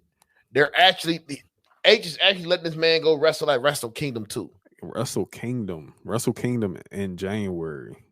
I think January 4th, if I'm not mistaken. Carl Anderson is going to defend the title, the Neverweight title, at Wrestle Kingdom 17. Well, actually, no, he defended it in November. I think the same he's defended it in November, and he's going to do Wrestle Kingdom. Wrestle Kingdom, yep. Wow, so we got some cross promotion shit going on. Yeah, and what's crazy is I think this man's going to show up with that title on Raw. If he does, that's going to be really interesting. I'm gonna say this much, man. The Forbidden Door. I think the Forbidden Door is opening in other places, not just AEW. It just may. I mean, we kind of already had it. Was that the last Royal Rumble, the Women's Royal Rumble, where we had the Forbidden Door open? Mickey James. Then Mickey James came out, knockout champion, Impact Knockouts champion. Like, and that started belt on. And that started under Vince, motherfucker. Yeah. So and that was under Vince. So if that happened under Vince, imagine what may happen under H. So that was very interesting. Very cool to see that too. Seeing cross promotion like that happening. I love it. I love it, man. Yeah, so I definitely fuck with that, especially with Jay White, because like I said, in my mind, I feel like Jay White one day is going to be in WWE. Yeah, I believe so too. The only thing I want to see, man, it's probably not gonna happen. But I need to see Okada. I need to see Okada show up. Bro, if I hear that fucking change drop, I may not show up to podcast that week. Because it was one thing when I heard that before Forbidden Door. When I heard that fucking change drop, I was like, "Oh my god!" When that dropped on AEW and he just walked out. It dropped on AEW. Like I'm telling you, like if they say they have John Cena there, right? If you like John Cena he comes to wrestle for something, and you don't know who whatever, and if that change drop, I don't think I'm gonna make it. Look, I need that change drop though. I need that change to drop on Roman Reigns, dog. on Roman Reigns, on John Cena, bro. No, John Cena. It has to be Tanahashi with John Cena. It has to be. You say Tanahashi, but I feel. See, that's the thing about Okada. Like, I feel like Okada is John Cena of New Japan, man, but also Tanahashi. I can see that too. It got to be Tanahashi. I can see Tanahashi too. You know what I'm saying? Like, I can see that in a way as well. Man, but just give me Roman and Okada. Sure, give me Seth and Okada. That'll be Seth and Okada, Roman Okada. John and Okada, like, oh my You bring over god, Night, you can bring over Naito. Like nice. it's so See, much. Naito is like, for me, Naito is like Seth to me. Yeah. Naito or like or Randy or and even Tanahashi with Randy Orton. Like I even see Mhm. that too. You know what I'm saying? But I mean, yeah, this is all pipe dream shit we talking it is about pipe right dream now. shit here Because right now. We just it talking. just might just be just for Carl Anderson to go wrestle over there, Yeah, man. yeah. So And he might be just going to drop the belt and then be like, okay, no, bring your ass back or yeah. whatever. So But I don't know, but you know, at the same time, we could see something. I mean, it's something going on because before Daniel Bryan left, Nick Khan was trying to work on letting Daniel Bryan wrestle the G1. So Wow.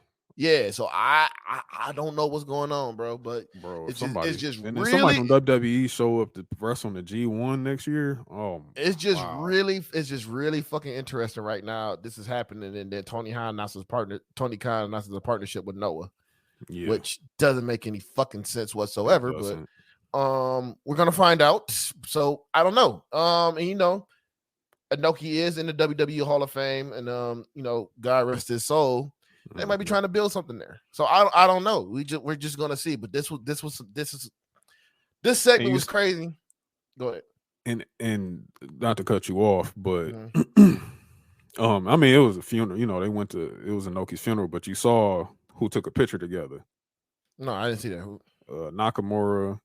It was Nakamura. I think not. What was the group? Nakamura was in Chaos. Yeah, he was in Chaos. Yep. But it was another. It was a group. It was him. It was Nakamura. I have to go back to that, but I have to look on Instagram for that. I can't remember. But yeah, they took a picture together. I'll post it on the Twitter. Okay. But I saw it earlier today. But yeah, this opens up a lot of different good possibilities, man. Definitely does. Like we could, who knows what may come of this situation down the line. But For sure, you could give me Cody and Okada too. That'd be imagine a drama in that match. That would be an hour-long match. That'd be an hour long. They'd be going for an hour. Because they did do something like Cody did wrestle Okada in when he was in New Japan, wasn't he? Yeah, he did. Yeah, he did. Damn, Cody had some bangers when he was in New Japan. Like when he was with Bullet Club, that shit was oof. Yeah, man. Damn. I mean, just before we leave this shit too. I need to see Kenny Omega.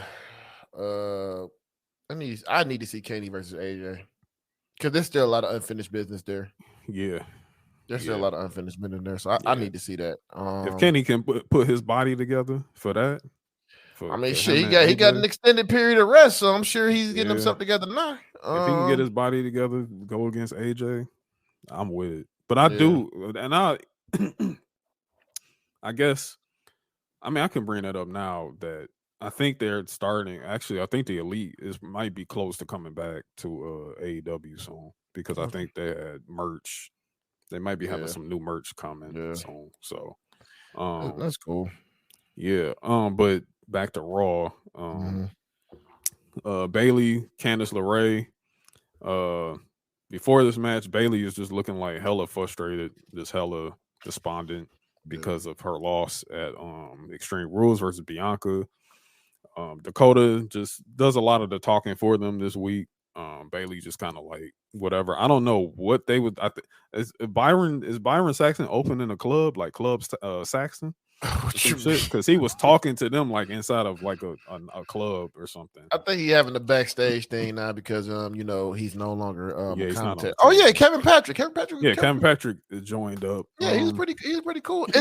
Two-man booths are back, and I love it. Yeah, 2-man booths are back.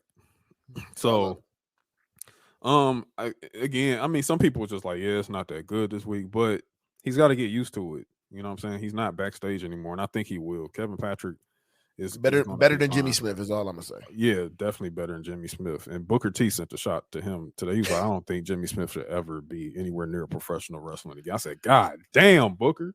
Oh, Booker was sick of that shit, man. I can't wait But to talk about NXT too, man. Because let's finish. Yeah, we'll get in that.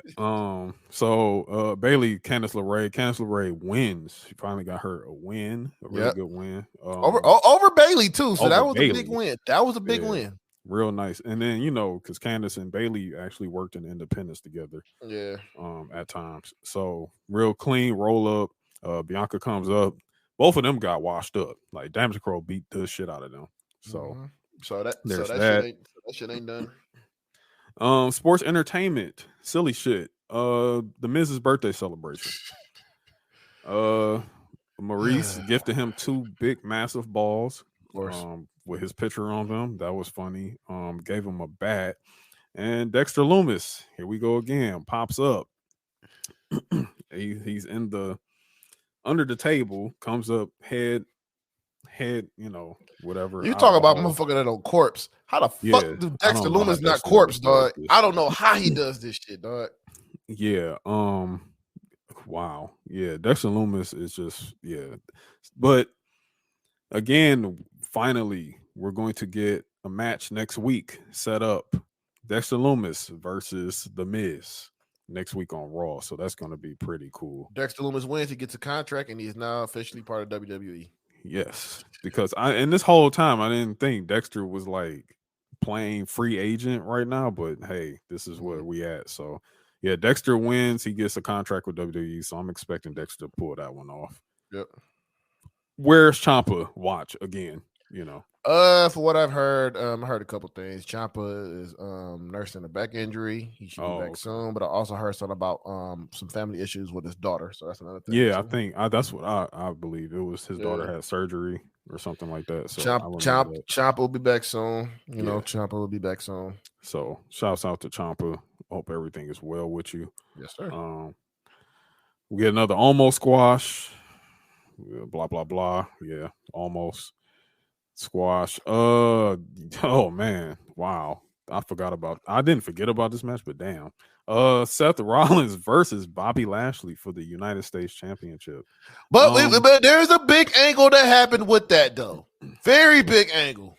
And I'll let you tap in on that. Very big angle come out. Bobby come out there, he's cutting a promo. He said, I beat this guy, I beat that guy, and then all you hear is that guitar riff. And here comes Cowboy Brock. Doom, doom, doom, doom, doom, doom. Crowd goes up for that. I heard a rumor that he was showing up, and lo and behold, Brock is here. Brock is back. Brock came to get his lick back, and he beat the shit out of Bobby Lashley. Beat dog shit out of him. Man. And I mean, he was just like, Bobby Lashley, Mike. It's kind of sweet how he did. He's like, he pressed the mic into his chest and then he just punched the shit out of him. And actually no, he didn't punch him. He put him in the F5, like F5 right the there. Fuck out of Bobby, dog. Bobby landed on his shoulder. German suplexes. Bobby landed on his shoulder. He put him in the Kimura. Fucked him up on that shit. Another F5. Brock beat the shit out of him and walked away. Put his hat back on. Taking pictures with the fans, shaking fans' hands and shit. So Brock just beat his ass and then became Cowboy Brock again. So it was like that. Just because like that. So some people like, oh, Brock is going to be a heel. I'm just like, bro, Brock just does this shit. I don't think there is no heel who faced with Brock. I mean, Brock came back face against Roman and beat the shit out of John Cena after the match. So I mean, this is what Brock does. I'm just like, I don't think he's a heel or whatever. Like he's just Brock beat people. Brock just beat people to fuck up, man. That's all he cares about. He whoops ass. Up. He's Scott Steiner. He just beat people up. So. And that's just what he does. And then we get the ultimate opportunist. See, this is why Seth Rollins is one of the greatest ever. Like, this is why he's one of my GOATs. Okay? Because never change, Seth. Never fucking change. Seth comes out, he's nursing these bad ribs from the fight pit. And he's like, everybody's out there nursing Bobby. They're like, look, Bobby, you're not fit, man. Like Brock fucked you up. Like you're not good to go, man. We gotta take it to the back. Seth is like, oh no. You get in this ring right now. I want my match. You get in this ring now, right now. And he even gets to the point to where he grabs the mic. He called him un-American, dog. He called him un-American. He said, you are not a real soldier. You are not. You didn't fight for nothing. You don't deserve to be the United States champion. And that just set Bobby off. That right there. Bobby was like, nah, let me put my shoulder back in this socket because nah. I gotta fight. So gets into the ring. Amazing. Like Seth is just so fucking good, man. Like, But so here's the crazy part about this shit too. yeah. Bobby looked strong. He still looks looked strong strong. in this because he went for the spear and instantly Seth did the pedigree spot and went for the pin. Like, this is the ultimate opportunist. This is what Seth Rollins does. It had to take Seth 2 stomps to beat a beaten down Bobby Lashley. And that's what I'm saying. Let's see. After he got his ass whooped by Brock Lesnar, Bobby Lashley is still looking strong as shit. Like, he got his ass whooped by Brock Lesnar. He had to take 3 finishers by Seth Rollins, and 1, 2, 3. Seth is your new United States champion. His first championship in 3 years. 3 years. So yeah, shouts out to Seth Rollins for becoming a 2-time Grand Slam champion, man. We are fucking with that. Shouts out to Seth. Future 2-time Hall of Famer. Yeah. Future 2-time Hall of Famer. So this is really good story development here. I think this is something for Crown Jewel that's being set up. Yeah, because Bobby was in the back. He like, I'm gonna beat Brock's ass when I see. He said, him. I'm gonna beat his ass. He said, he not a beast, he's a bitch. I was like, damn, Bobby. And this is what Bobby wanted this whole time, dog. He's like, look, I just want to fight Brock 1-on-1, and he's finally getting it. Yeah, he's finally getting what he's wanted. And if I'm not mistaken, I mean, I shouldn't be mistaken, but then Bobby's beating Brock clean. Like he beat Brock clean like last year. Or 2 years ago? I think it was in that 4-way. No? I think when it was like, He never beat Brock clean. Brock beat him. Oh. But like when they had the title, Brock pinned Big E for the title. And then it was like another time, Brock beat up Lashley again. So, he didn't. So, yeah, I think this is that opportunity now. I think now is that time. So, yeah, it looks like Crown Jewel, we're going to be getting Bobby Lashley versus Brock Lesnar. Yep. So that's going to be a really, really good match coming up. I think Brock is going to be on Raw again next week. So this is why I'm also saying, this is why I said earlier that we're going to probably see Brock versus Riddle in a fight pit. Because I think they're going to start giving Brock feuds because he signed a contract for a while. So they're like, fuck it. We're just going to give you these feuds and, and keep him away from Roman. You know what I'm saying? Like, that shit dead. That shit's done. That shit ended at, was it WrestleMania? Yeah, that shit dead. After SummerSlam. Yeah, SummerSlam. That shit dead. That shit's done. Like, they let it in. So, yeah, that was that. And I hope so. I'm hoping that when it comes to Brock, like, this is where we at, in terms of his trajectory going forward. Right. Main event, Matt Riddle versus Sami Zayn. This was a very fun match. Very, very fun match. Jey Uso, MVP. Jey Uso arguing with Sami again, but he pulling back. He like, no. Like, Roman told Jey, like, yo, make sure Sami wins this match. Make sure Sami wins this match. No, before that, Roman was leaving for the night. He's like, yo, we about to hit up New York City, man. We about to hit Manhattan. Do our thing. We about to go hit Manhattan. You know what I'm saying? And Jay like, okay, cool. But he said, no. Hold on. Whoa. No, you're not going. You're not going. You sticking with Sami. And then he said, I'm taking Solo. Yeah, he's like, all right, Solo, come on. He's like, nah, man, Solo rolling with me. Solo rolling with me. Like, I'm about to go to Studio 54 to hear Paul Heyman stories about Studio 54. Right. I was there with Ric Flair, and I seen a big mountain of coke right there. and he put his face in it, and he said, "Look, I am a powdered donut." I really don't remember much after that. And then we had a conversation about Cornette. It was just ridiculous, man. Then Cornette comes in there and he has on a jock strap, and he has that stupid tennis racket. Yeah. So I we're can going. imagine. So the match. So I can imagine how this night probably went. So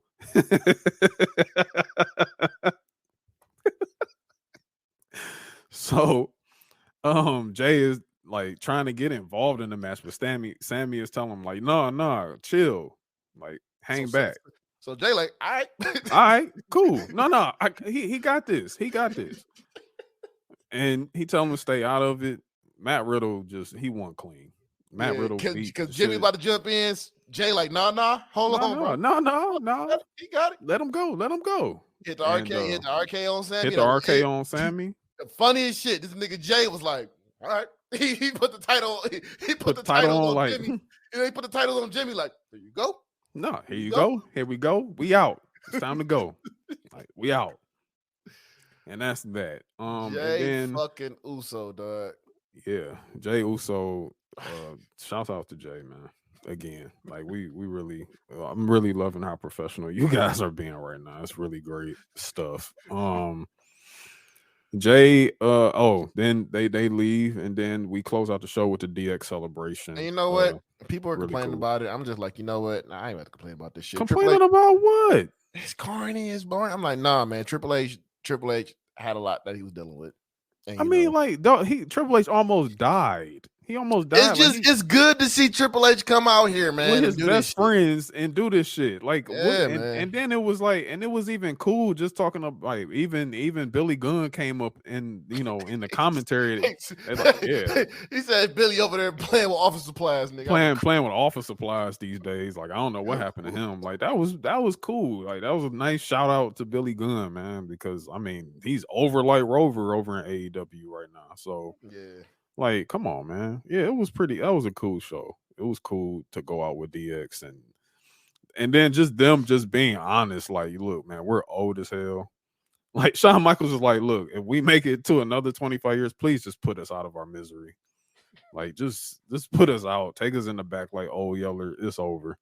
But shout out to them. Shout out to DX for 25 years. Yep. NXT. Next. Oh yeah. Before we go. They shouted out China. That was dope. Oh, they shout out China. Yeah. X-Pac made sure to do that, and that was real. I appreciate, definitely appreciated that they shout out China and shouting out her presence in the WWE, history wise and everything. Just it's always works. Like she's a founding member of DX, so yeah. Like so, her and Rick Rude both. So. Yep. That's really, really cool. Really was cool to see. All right, so now the NXT, which is now Must See TV because we have a new person at commentary. My nigga Booker T. Booker T is now NXT with Vic Joseph. Motherfucker was wilding. He was Booker T is back. He is back. He was wilding, dog. He had all his catchphrases when because the first match was Brian Breaker versus Big Body Hobby, which was a squash. But JD McDonough was on there. My nigga Blockhead, he was on there. Lego Man. Bionicle. That's what he is. Bionicle. But yeah, Booker T was in this catchphrase. He's like, man, the Steiner brothers, they don't want no bread, they don't want no water, they just want meat.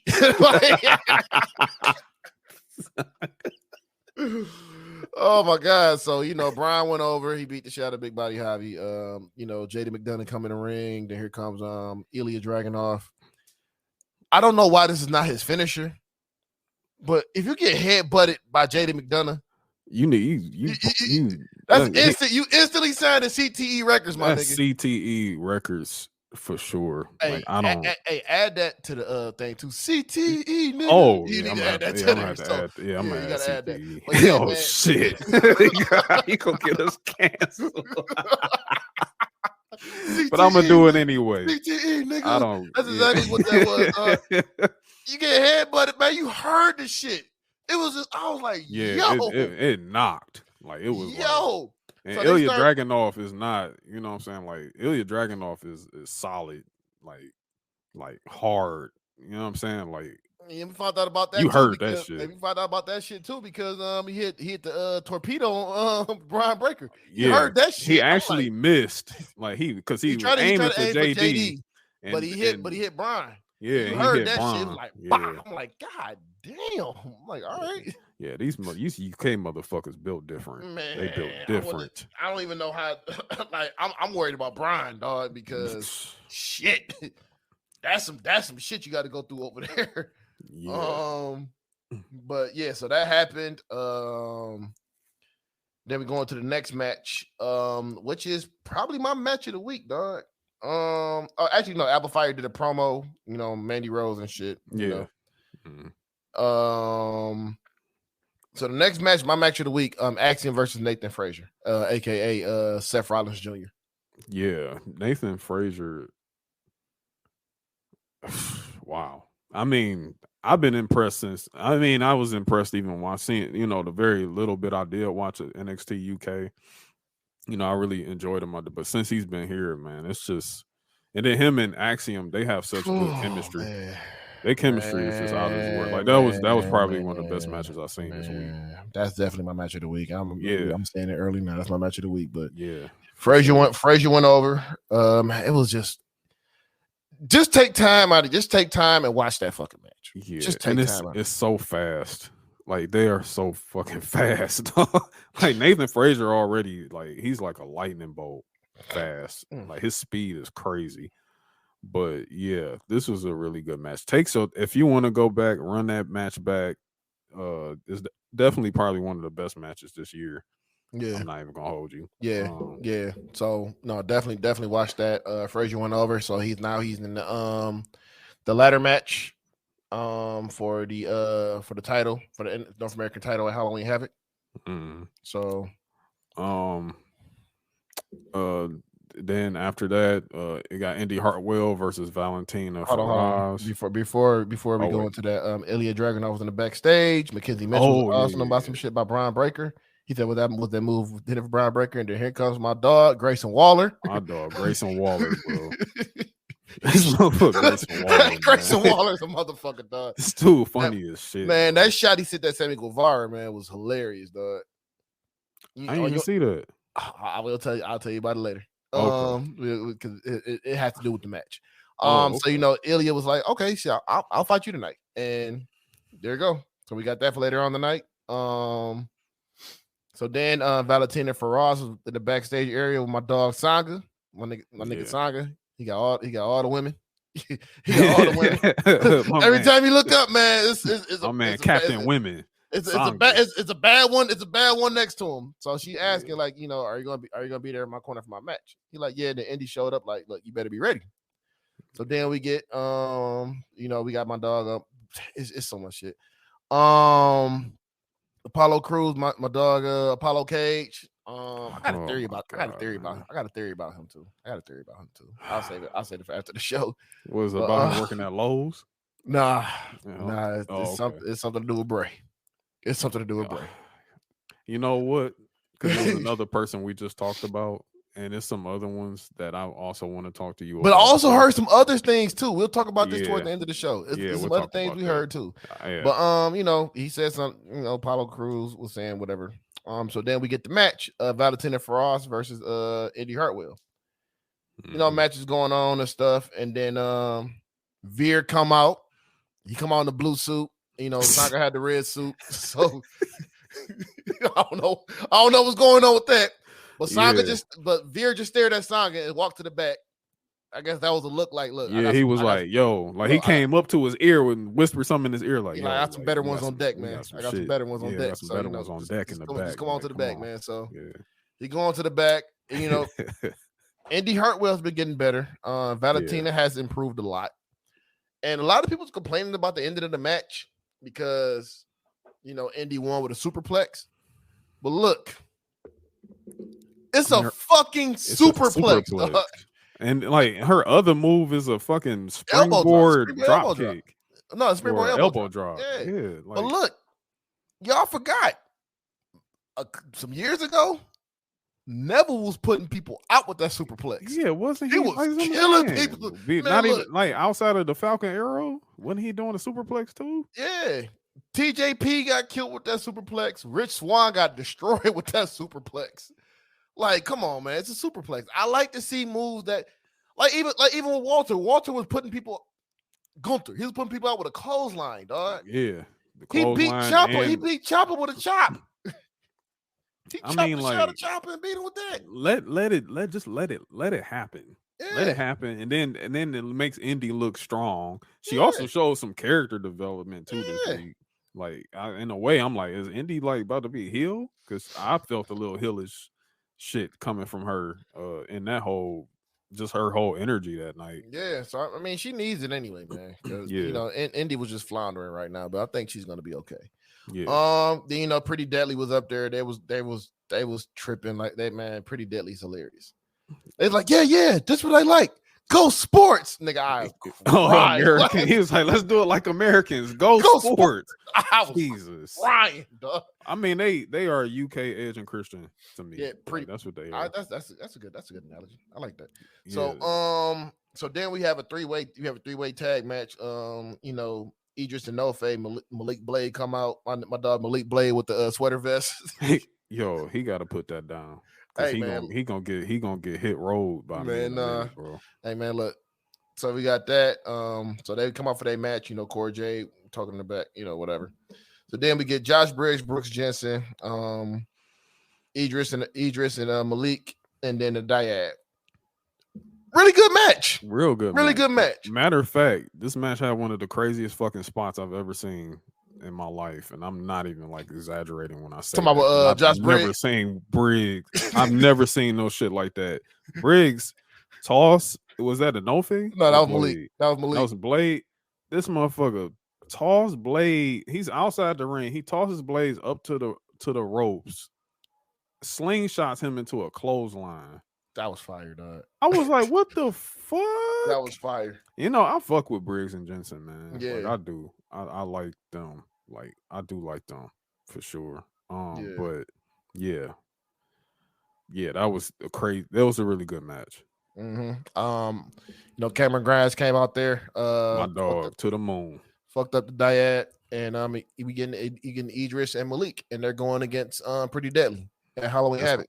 That's gonna be a good match. That's gonna be a good match, man. Idris and Malik making this shit work. I love the tag team. I'm not calling them what they want to be called. I'm not calling them that shit. Nah, they got me fucked up. I'm not calling y'all that, man. I fuck with y'all. Blade and no fan Blade. Man, we not calling you that, brother. No, I fuck with y'all. Y'all a fire tag team, but I can't do that one, man. Can't do that. No, sir. Cannot do that one. So that was a good match. You know, JC Jane and Gigi Dolan. JC Jane is fucking hilarious, by the way. She is. JC Jane. I mean, her and Gigi are funny. Man, but no, JC Jane is on a whole nother level with her facial expressions, man. Just all that shit. So JC Jane versus Alba Fire. Kiana James. Before we get into that, Kiana James looking to buy Chase U. Yeah. That was different. So I don't know if she's a mathematician anymore, or she just now moved into real estate. I don't know what she is, dog. Yeah, but yeah.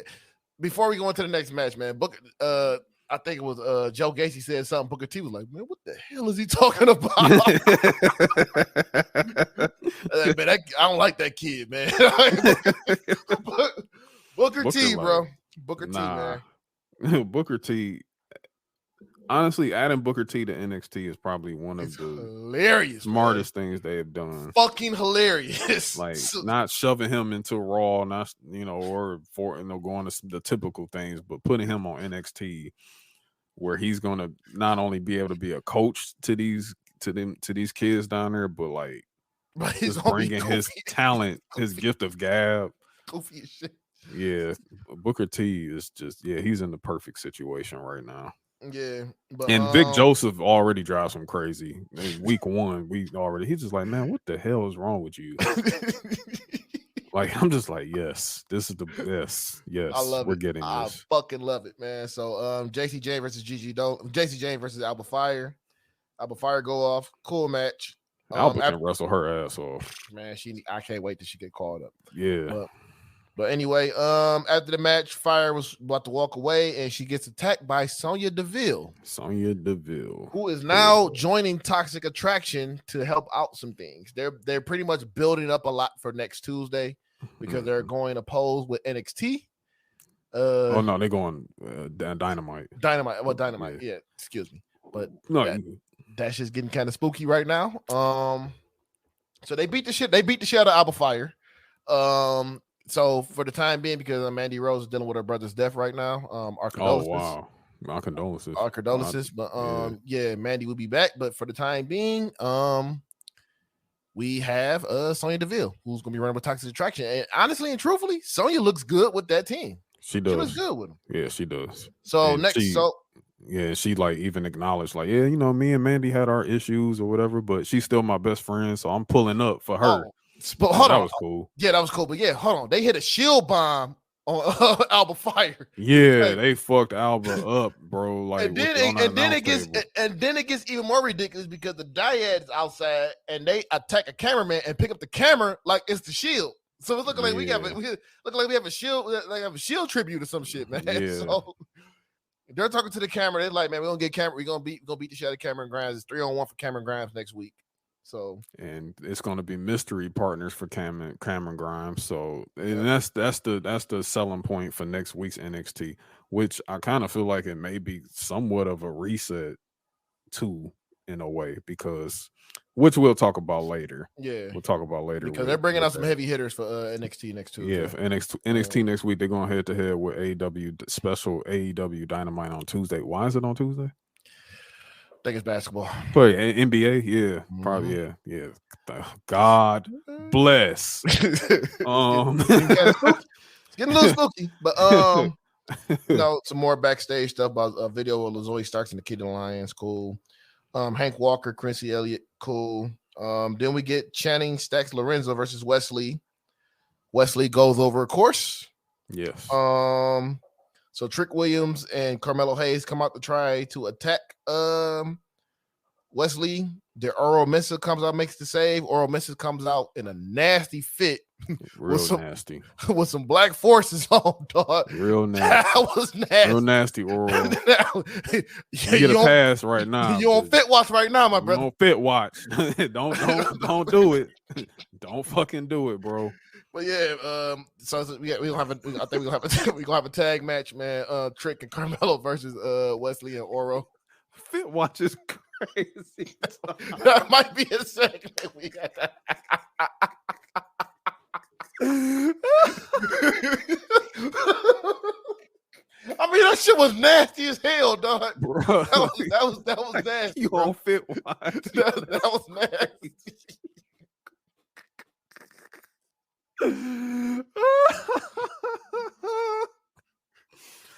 Okay. Speaking of goofy shit, speaking of more goofy shit, nigga Roderick Strong, dog. Oh, yo.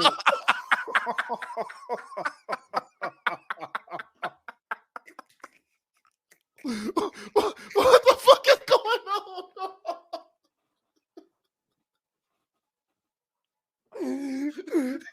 Oh my God, I forgot about that. Yo, so look. Hold on, let me wait. Oh my God. Okay. Oh shit. My dog Roddy Strong. Yo, this guy. Shout out to Roderick Strong. It is Emmy season, bro. This segment. Oh my God. It was a CW segment, bro. Bro, that shit was straight off of CW, bro. Like Roderick, you know, he got the neck brace on because, of course, I believe, like, yo, they actually showing, like, yeah, he actually did have neck surgery for real. But wait, is that true? I thought it was fake. I don't know. I don't know. Kyle O'Reilly had neck surgery. Kyle O'Reilly had neck surgery, but I think Roddy had something else. Like Roddy had something. He's out for something. I can't remember. Okay. I thought it was the neck at first too, but they moved this man out in the wheelchair with a neck. They put him on the wheelchair. I'm just like, damn, like Roddy got like Kemp fucked him up that much. Hey man, I'm gonna say this much, dog. Roddy kind of deserved that shit. Yeah, because he was doing Kemp dirty, man. He was doing Kemp dirty. and he acknowledged also just how absent he was and how just devious and silly he was being with the creeds. You know, he apologized, and it's just the dramatic shit in this was just between him and Julius, and then you see Brutus just standing there like, you okay, Big Brute? that looked like an episode of All American. Like it was just like, what the fuck? Like, hey, look, bro. This is inching closer to my theory about Roddy for the Max Payne gimmick. Dog, he's not gonna be Max Payne. It's inching closer to that, dog. It's Oh inching my closer to that, God. man. We seen some goofy ass shit in NXT. I need Roddy to be on some real goofy shit. So get this Dog, man I'm the gonna tell Max you Payne like this: gimmick, if he come back and he got a skinny leather jacket on, bro, I'm gonna slap the shit out you, like for real. If I see him or a trench coat, like I'm gonna slap you. For real. I need him to grow his hair back and shit like Max Payne and everything, bro. dog. That shit. Oh my gosh. Shout out to Roderick Strong, man. I hope he makes it back. I love Roddy, dog. I do too, man. I love Roddy. Roddy's just funny, dog. man. Roddy's just funny. It's Roddy's, just like, bro, Roddy's your voice, unintentionally man. hilarious, bro. Like serious, it's unintentionally hilarious. Unintentionally hilarious, bro. I love Roderick Strong, man. We gotta have him on the show too. Roddy is fucking. I definitely want to talk to Roderick Strong one day. I really do. Like. So here comes another funny ass part, man. NXT was just on some ridiculous shit, dog. Yeah. Kiana James versus Tia Hale, Andre Chase and Bodie Hayward. So the bell ring.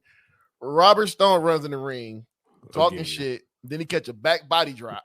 A back body drop this week. Last week was a body slam. Then you get a back body drop this week. By Tia Hale, she's strong as shit. Yeah. Was this her first match? No, it's like her. No, she had a couple matches in already. Oh, it's okay. And then out of nowhere, Kiana James hits her move, which is was pretty cool. Yo, her finisher's fire. Yeah, I like her finisher. I just need her to change. I just need to change that damn Shorty Red throwaway beat that she got to come up in the ring too. Yeah, her thing got to change. Like so, this man Booker T, bro. This man Booker T. So after the match, Vic Joseph asked, like, "What happened?" Booker T, you gotta watch your back, son. I'm like,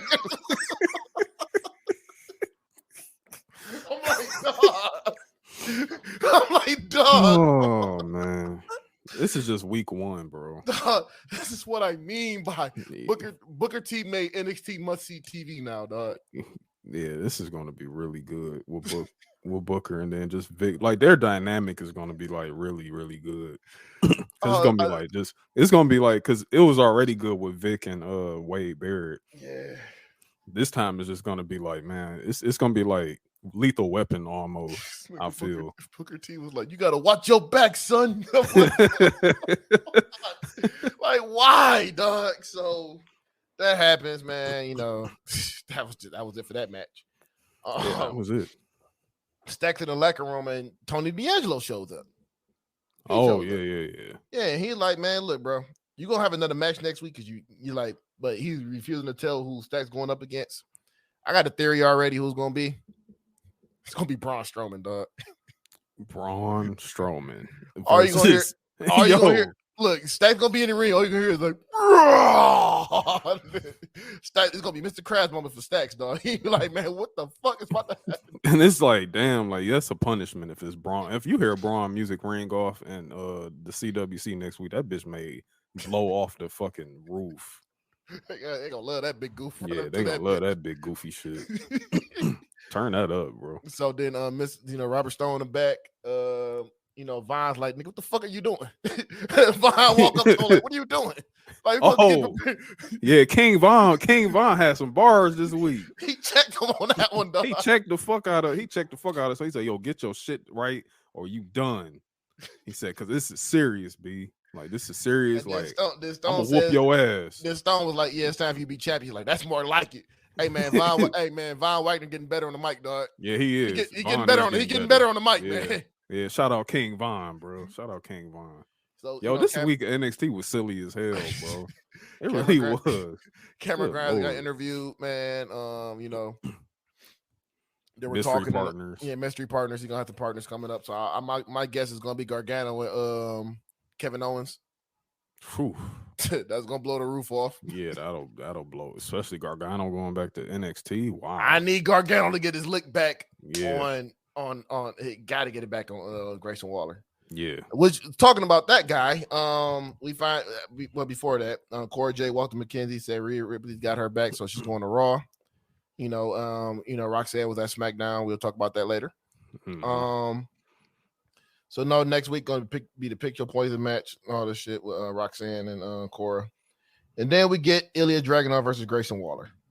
And Grayson Waller was whooping on Dragunov in this. Yeah, and then distraction finish happened. The wheel was spinning and all that shit, and Ilya Dragunov won the match. After the match, the spear heard across the world. Man. Let's see. I say the top 3 spears. The top 3 spears in the industry right now. Braun might be number 1, dog. I can't put Braun's over Roman's just yet. Braun spear is just like, it's like a nice dance. You know what I'm saying? Like, his spear, like Roman's spear, is fire. Yeah. Braun shit is violent, dog. Braun has a violent spear. I will say violent that. than a motherfucker. It's violent. Like, dude, he speared Ilya so hard. Braun's shoe came off. Like, he put so much force into that shit. He speared the shit. Because it's like, and then I think about like Bobby's spear. Bobby got a pretty violent spear. Man, Braun might. But I think Braun is probably a little better than Bobby's. Braun is ridiculous. And then Booker ended that bitch off like, shucky ducky quack quack. Like, dude. Yeah, and that's good Lord, this is what we're gonna be getting from Booker, man. Sucky ducky quack quack. You got to watch your back, son. Like, and Dragunov was already tired. He was just like, he was on the ropes, just waving his arms. I really hope, I want them to give Dragunov his old theme back. He probably not getting that bitch back. He's probably not getting that bitch back. I really would like that. But man, look, bro, it's understandable. Look, man, this nigga Brian, bro. Brian Breaker's a motherfucker, man. Yeah, he is. He's coming into his own, man. And this is what we wanted too, because we wanted Braun to start getting something of substance, because it kind of like got a little dark for a minute. Yeah, but the JD thing by itself it wasn't enough. Like, you had to add something to it, and you added the perfect person with Dragunov.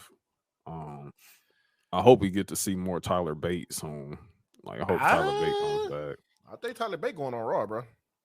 Or I mean, if that's what happens, you know what I'm saying? Like, yeah. I hope I just want to see Tyler Bate on TV, because Tyler Bate is just fucking good, and you know, like I need something there. Man, but dude, like, I think Braun's next move, if he goes heel, I need Scott to bless him with the chainmail hood. Okay. He already do Steiner math, so he's doing Steiner math. You gotta bless him. You gotta bless him. If you give him the chainmail, like stand and deliver or some shit. If he come out like with like chainmail, I'm gonna be like, yo, like, we really got a Steiner for another generation. Like, this shit is insane. Like, that would be crazy. And you know what? It's gonna happen. It's gonna happen. It's gonna happen, man. Yeah, that's definitely gonna happen. Yeah. All right. Well, that was NXT. That was NXT for this week. Fun episode. Yeah, real fun. Like, it's been better. It's better this week than it has been. I'm telling you, man. Adding Booker T to that shit is ridiculous, bro. Yeah, it's gonna definitely make it more. And next week is going, like I said, it's going against Dynamite, and you bringing in main roster people there, so it's gonna be a little more. And then them numbers too, man. NXT did 700K, so it's getting up there, man. Because usually they pull in about 500, 5-6. They had 7. They did. So 7 next week they really should be, the rating should really be going. Damn, that's 2 shows at the same time. Fuck. You take one, I take one. Yeah, that's how we gonna have to. You're gonna have to flip a coin. Or I'm gonna have to flip. Flip a coin. Or there's DVR too. So. Yeah, I mean, flip a coin, dog. See who's gonna watch what? Because yeah, buddy, I don't know about that one. I do not know about that one, man. Especially after this week. Oh, I mean, you know what? Okay, so we get into, Are we gonna breeze through AEW? How are you gonna do this? Yeah. I mean, we gonna get through it. We gonna get through this. Like, so AEW Dynamite Toronto. Yeah, first time in Toronto. It's some pretty good things to have note in Dynamite this week.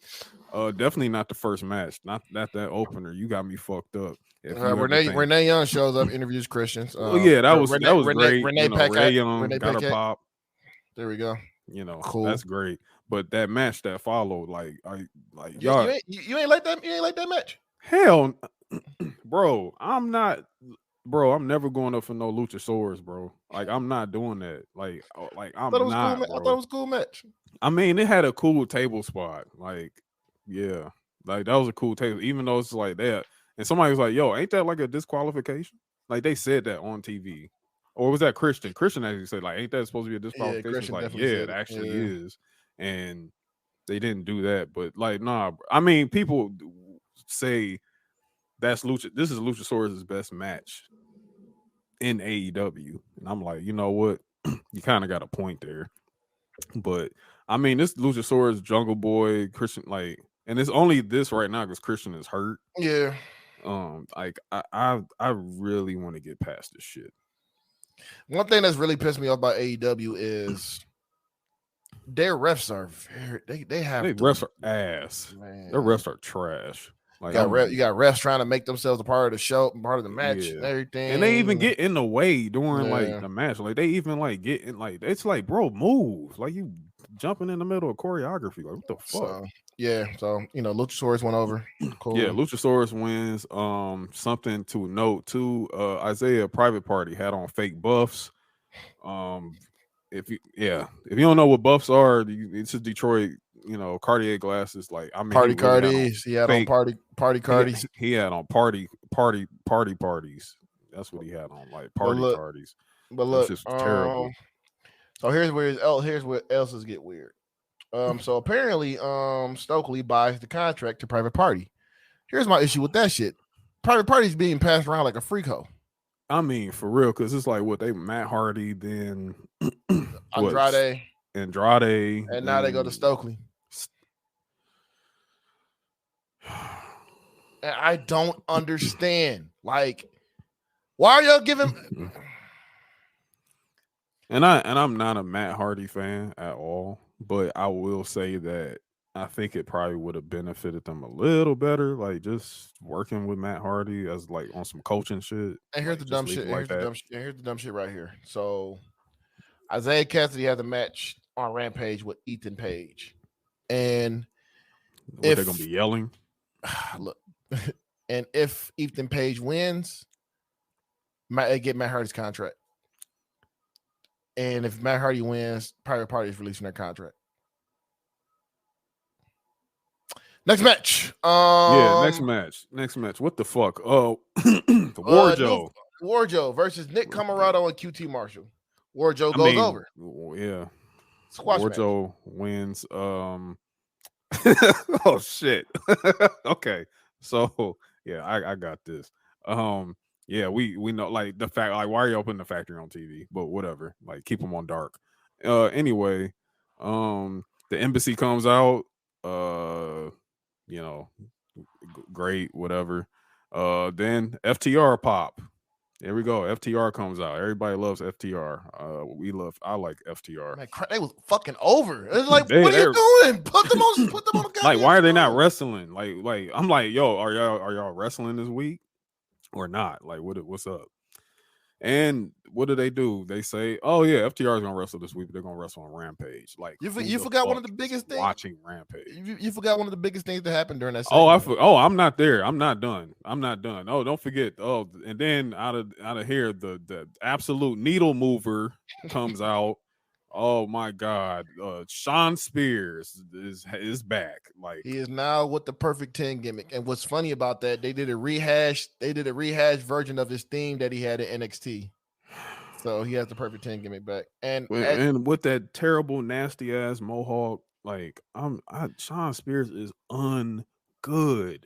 He's ungood. And the crazy part about it, hey, look, I'm gonna give him this. It was over. That Perfect 10 gimmick was fucking over in NXT. It was. It absolutely was. It just the wrestling wasn't matching up. So you know what? I guess the Pinnacle is back. Sean Spears and FTR. So And if you note, I noticed that him and Wardlow looked at each other because they had their beef with MJF, and they ended up hugging. So that was cool. And we didn't get and then we do get an interview with Chris Jericho, Matt Menard, and Angelo Parker. Tony Lionheart, the Lionheart. Yeah, and then Jesus Christ. They're interviewed by Tony Schiavone. Why didn't they have Renee Young interview Renee Paquette? Excuse me. Why didn't they have her interviewer? Use her. You paid her money. Use her. Use her. So they talk their shit, and then your man's come out. Whose house? It sounded just like how you heard that it was silent. It was whose house, and they reacted, and then after that, it got quiet. I can't say that, dog. They did. They did Swerve's house. Just like whose house, Swerve's house, and then it got crickets. Yeah. Then it got crickets, and then what happens? You hear that siren come on, the Acclaimed, and then it's like Swerve was never there. Like that popped through the roof. Yeah, they love Billy Gunn too, though. And they love Billy Gunn. They love Daddy Ass, man. They love Billy Gunn. And then then the fans were chanting, Scissor Me Daddy. I'm like, yeah, that's some wild Scissor Me Daddy. That's some wild ass shit, man. I don't know what's going on with that one. I mean, it's like, they did whose house, Swerve's house. I mean, they did it, but it just instantly just like, oh, that never happened. Yeah, so basically they had a match, slow match. Billy Gunn, 58 years old, Billy Gunn. But still in good shape. Yeah, we don't need no more Billy Gunn matches. No, we don't. We just need more scissoring. Just scissors. Yeah. So this is where it gets stupid. Swerve wins match. He did cheap win the match. Okay, cool. Mm-hmm. So the right person went over. You know what I'm saying? The right person went over. Yeah. So this is where it gets stupid. Mark Sterling comes out and said they now own the trademark Scissor Me Daddy in the United States.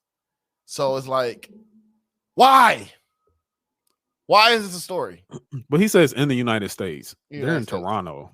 So why couldn't they use it in Toronto? And then on top of how many feuds is Mark Sterling in? Mark Sterling is in like 5 feuds at once. Oh God.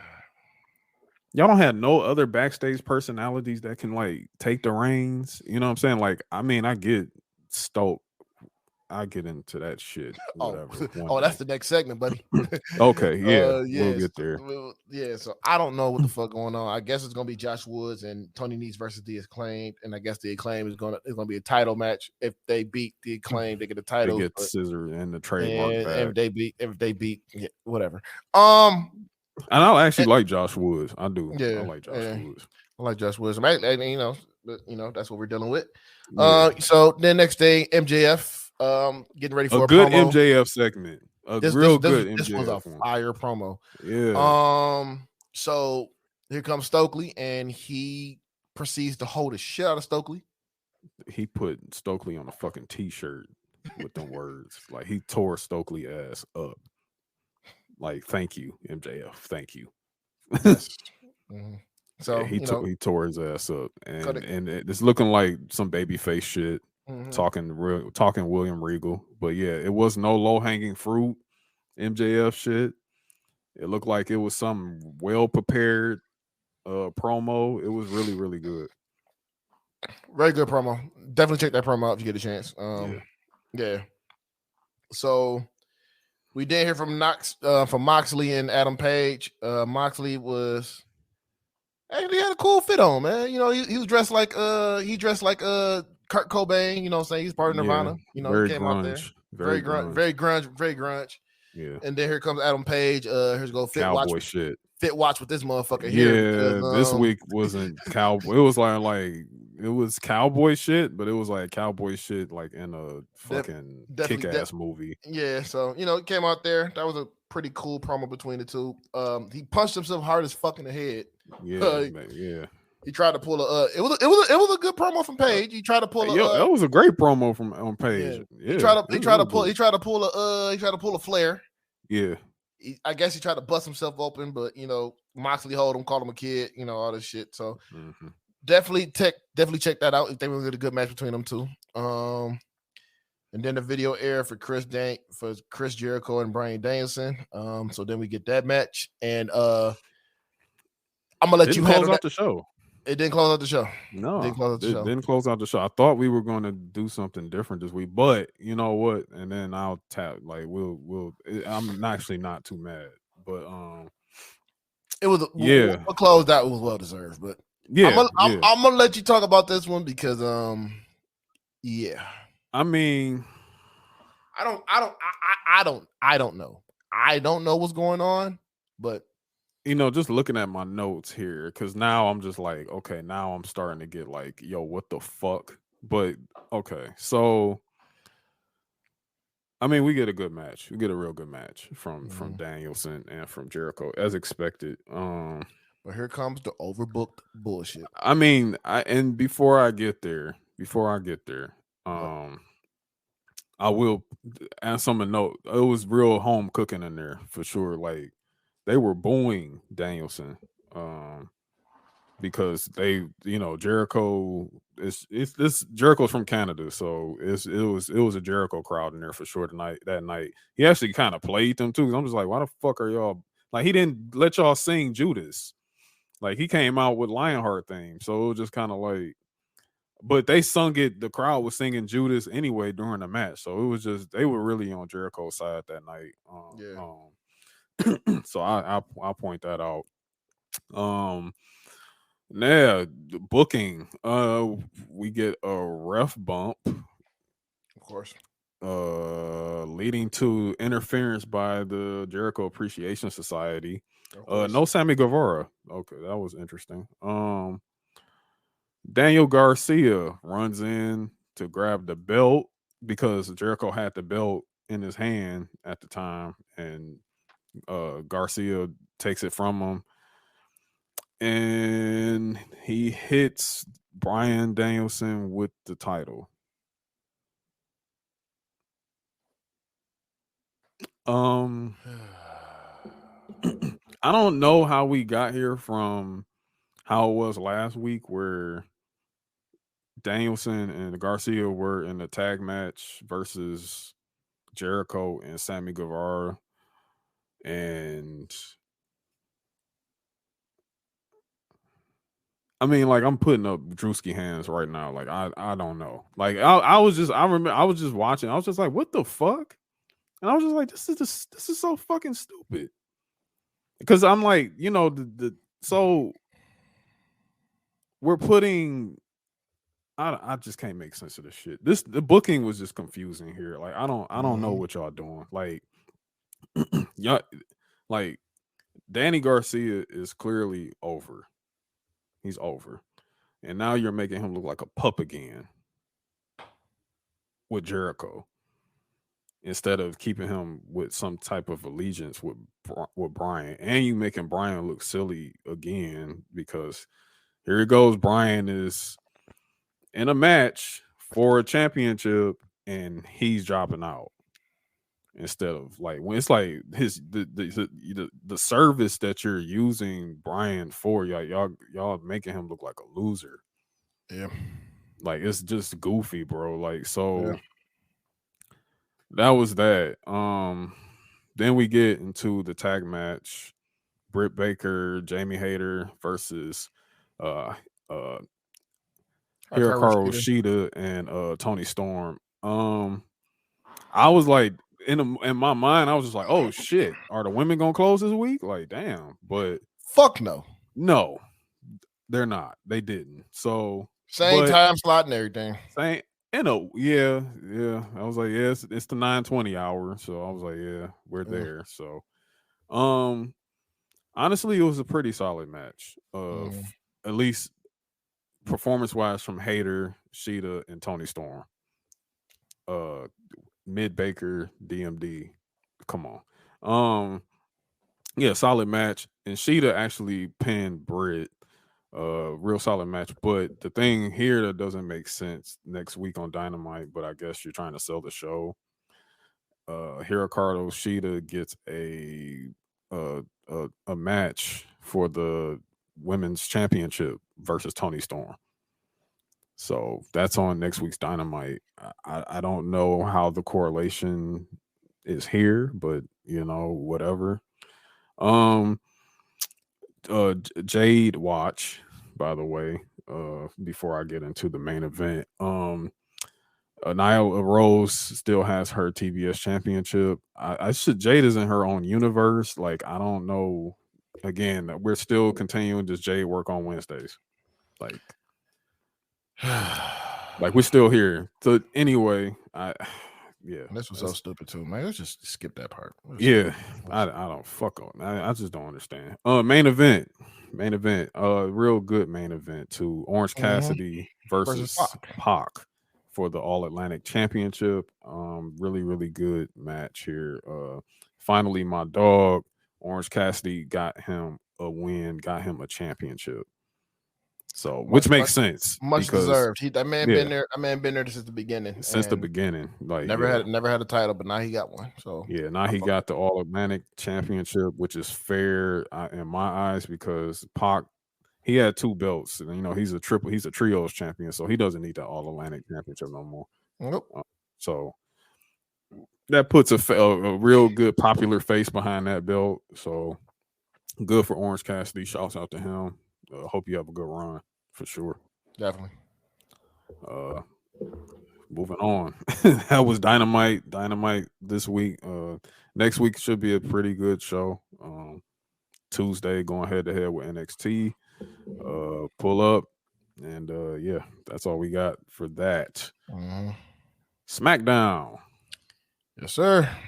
SmackDown. That shit started chaotic like a motherfucker. Chaotic fucking introduction this week. Karrion Kross, man, ran into I don't know who was. I'm gonna assume. Okay. See, this is something funny that I noticed because this is why I'm like, okay, nah. This is where they like, okay, we ain't fucking up this budget now. All right. So it had to be Drew driving around. Okay. Drew was probably driving around. And and there was a Porsche truck over there. They're like, if you notice, the Porsche truck had no damage. Yeah, they was like, nah, they wasn't about to fuck that up. They like, we ain't fucking up no Porsche now. I'm like, hold on, like no, like, but we gonna make it look like it was an accident, between them. So accident happens. We got Karrion Kross and Scarlett. Karrion's kind of delusional, like, damn, fucked up from the accident. Then Drew McIntyre is unhinged. Come out there and just beats beating the his dog ass. shit out of Karrion Kross while he's hurt. He might have cracked ribs. He might have you don't know. He might have internal bleeding or whatever, but it don't even matter. Drew sees red. He beat dog shit out of Karrion Kross. That was our show opener. First match, Kofi Kingston versus Sami Zayn with Jey Uso. Very fun match. It started off a little slow, but it would be picked up like quick. Like the crowd really, really got into it. Something to note, the New Day, it came out talking some big shit about being the longest reigning tag team champions because the Usos are 30 days away from breaking their record. Yep. So they was out there talking some cash money shit. So we know what's about to happen with that. Yeah. We know. We definitely know what's gonna be happening with that. And I think we may even be tossing the Brutes into that picture too with that situation. But yeah, fun match. We get Sami Zayn wins, but he doesn't know that Jey Uso actually helped him win with an ending roll up pin on Jey Kofi. Uso with the assist. Yeah, Jey Uso with the assist. Even though Sammy was like, "Yo, stay out," he didn't know that Jey helped him out. So, we get past that. Interesting segment after this. Hunter, we see Hunter again. Paul Levesque. We see Paul Levesque in the back talking to the police about the accident situation. Got some brothers back there too, man. Yeah. He just like, okay, we doing some follow-ups, whatever, and we'll see what's going on. How's Karrion doing? All this and whatnot. So then Rey Mysterio Rey Mysterio is on SmackDown this week. He pulls up. He just like, yo, Hunter, I gotta talk. I need to talk to you. I'm broken. He's a broken man. He's a broken. Rey Mysterio is a broken man right now. I can't believe it, dog. He's just like, man, my son. I'm just, it's my son. Like, I remember holding him. I remember changing his diapers. I remember all this, man. I just can't believe it. Like, it's he's killing me. And you see the compassion in Hunter's eyes and just the empathy and just being sad. Like, damn, man. Ray was like, look, I quit. I quit, man. And Hunter like, whoa, wait. Let's step into my office. Let's go in my office. Give me like 5 minutes. Give me like 5 minutes. You know.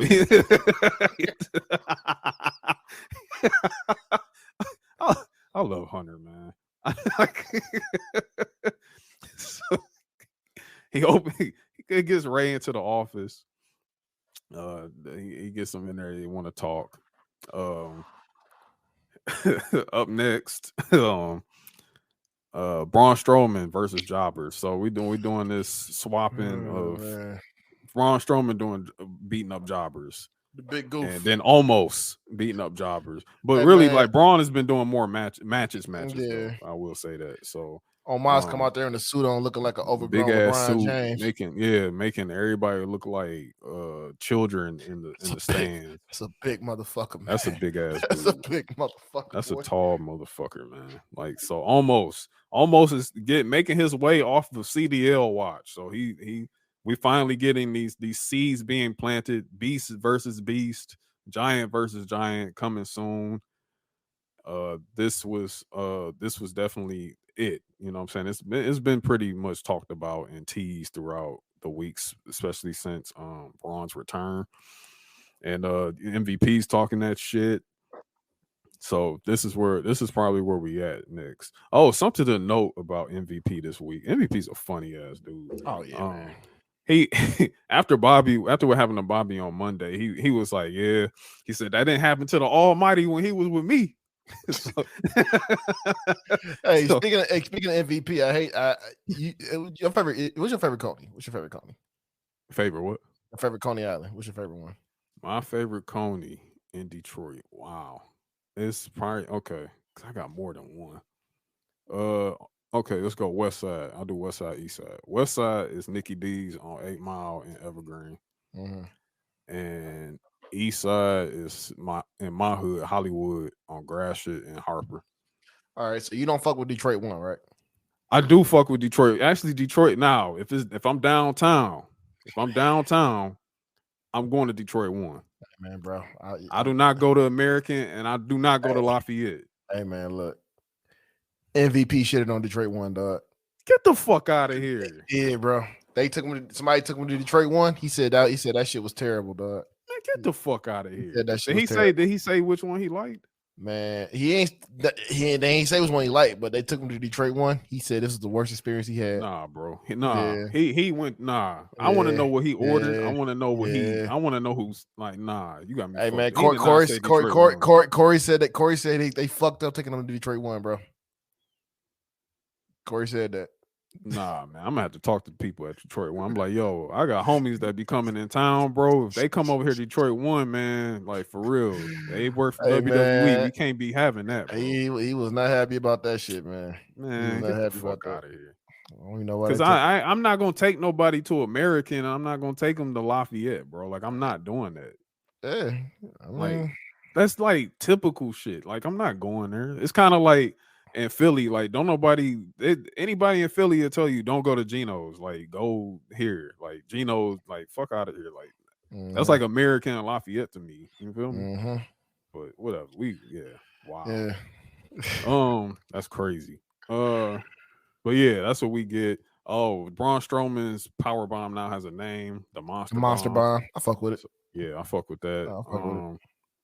Next match, the returning LA Knight,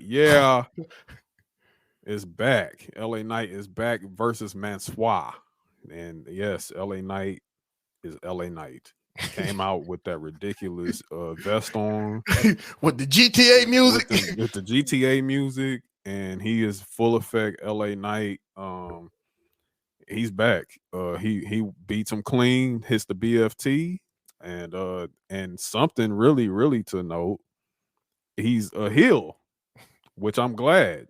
I'm really glad because the crowd popped when he came out, but when he did the LA night, I didn't hear nobody like say it. So I'm just like, okay, cool. Like, but he actually acknowledged that in his promo after the match. Because he was like, oh, y'all may not have a recited LA night, my shit tonight, but I'm putting everybody on notice.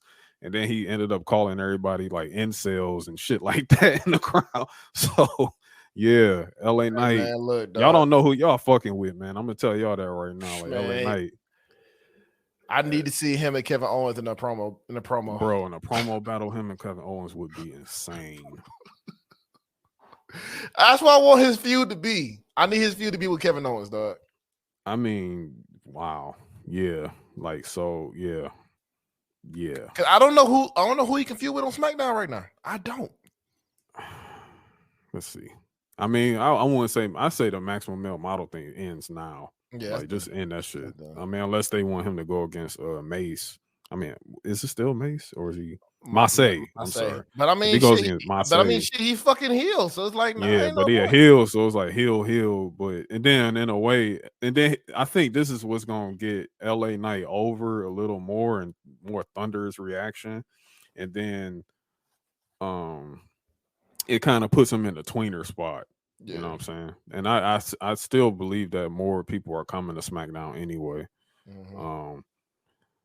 More like babyface. Oh, you know what? maybe You know what? No, his first feud. I already know his first feud is gonna be Madcap Moss. Yeah, that could be good. Because again, it's like that's something where you can kind of like remix the him and Cam Grimes thing almost. Yeah. So and that then can, I'm hearing, you know what? Here's something that could be possibly happening too. Barry Corbin's on his way back. Yeah. And he's having a big gimmick change. So Okay. Because he working, because he somehow he went away with JBL, right? So yeah, but that there's we'll talk off air. There's some other things going on with that too. Okay. Yeah, we'll talk about that. Well, yeah. So Hill LA Knight. I'm loving it. I'm looking forward to this. Where we go from here. Next match, Damage Control versus Roxanne Perez, Raquel Rodriguez. I put Gonzalez. Good Lord, I'm used to her being Gonzalez and Shotzi. Fun match. I mean, Roxanne is ready for main roster. Like Roxanne is so fucking good, man. Booker T kid. Yeah, and we wasn't she on ROH too? Yep. Yeah, so it's like she's made, man. She's made. Like, but yeah, she's really good match. I almost thought she might have gotten the pin tonight, but that wasn't the case. Which makes sense. You can't pin Bailey right now. Bailey like that. She could have probably pinned like EO or Dakota, but I see why we didn't move in that direction. But it was good though. Like she really held her own against Bailey, and that was really good to see. I guess because what's the stipulation for NXT? Does pick your poison. So it's pick your poison, but in terms of like who they show up with next week. Yeah, like does Corey get to pick either Shotzi or Raquel? No, Corey, no, it ain't that. Corey is gonna pick somebody from Raw. All right, right. Roxanne, she already picked Raquel. She picked Raquel. Okay. Yeah. Okay. So all right. So that sets that up for NXT next week. Next match. Terrible Fits. Terrible, awful, god awful, terrible Fits again. We're here. This monkey swaggerless. Hit Row. Yeah. Hit Row. Something to note. We get another awful freestyle from Top Dollar this morning. I got something to say. Yeah. Okay. You got the floor. He compared Hit Row to G Unit. Okay, No. and then we're gonna just move on from there. We're gonna this. I'm gonna just say this, dog. I get what he's trying to do. I do too. But G-Unit, cool. G-Unit came out with the automatic gunfire mixtape. That's fucking disrespectful to G-Unit. They came out with the automatic gunfire mixtape, a fucking classic mixtape. You can't do that. You can't do that, bro. You can't do that. Especially, I mean, y'all dressed worse than they did in 2003. I mean, like, I'm not, and this is not towards B-Fab at all. Every time I slander Hit Row, I'm not talking about Brandy at all. Like, you know, I love her. Like, I think she's great. This is Adonis and Dollar, like nigga, like, like I'm tired. I am tired. Like, y'all creating Fit Watch, like literally creating Fit Watch for us. Like y'all killing me. Y'all killing me. But whatever. The match. My dogs, LDF, Legato del Fantasma, my homies Cruz and Joaquin Wild. I fuck with them, man. I fuck with them heavy. Santos had on like the craziest suit tonight. Yo. Hey, look, bro. Hold on. Santos is a fucking cartel kingpin, bro. Like this guy. This is what I understand about this match. Let's get to the match. Yeah. So, you know, it was a quick match. Yeah. Why the fuck was Santos pull Ashante off the fucking thing off the apron and he hit his head on the steel? Yeah. Why the fuck did Santos roll underneath the ring? I did not understand that shit. He just rolled underneath the ring, dog. I'm like, what the fuck is he doing? Like, I was like, hey. I didn't know what was going on, dog. My dog Santos Escobar, man. That's just that man is fucking tripping. Dog. Fucking tripping, dog. Santos is different, bro. He built different, man. And then, you know, B-Fab got and he doing this with that suit on, bro. Like that's the shit that be like this should be killing me, bro. And like, then, oh man, and then you know, Selena jumped on B-Fab and worked her, and then you know, Top Dollar ate the pin. Yeah, he ate the pin. Top Dollar ate the pin. He got, and I like that their team finisher that Joaquin and Cruz do together. Like look, LDF, man, they're gonna be. But I'm gonna tell you what we about to get, and man, we about to get Selena Vega versus B-Fab. Probably. I look, bro. I just hope B-Fab improved. Yeah, I mean, Natty is taking her through the ringer on she's taking a Natty. She's taking a Natty course. Yeah. Oh, she good. She good. Yeah. She been. Her and Natty been doing the live shows. Like, okay.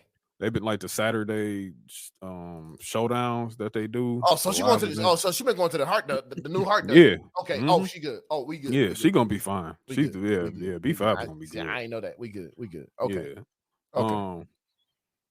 Yeah. So and that's gonna be great because that puts them head to head Hit Row. And Selena's a fucking worker too. So don't get it twisted. She can work. Selena she work her ass off. We already know that.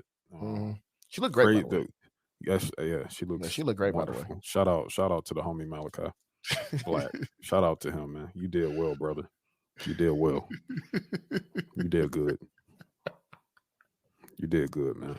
What's the next segment, bro? Now, hold on, man. I gotta let that out. You did good, bro. You did good, man. Okay. But next, Die Live is back.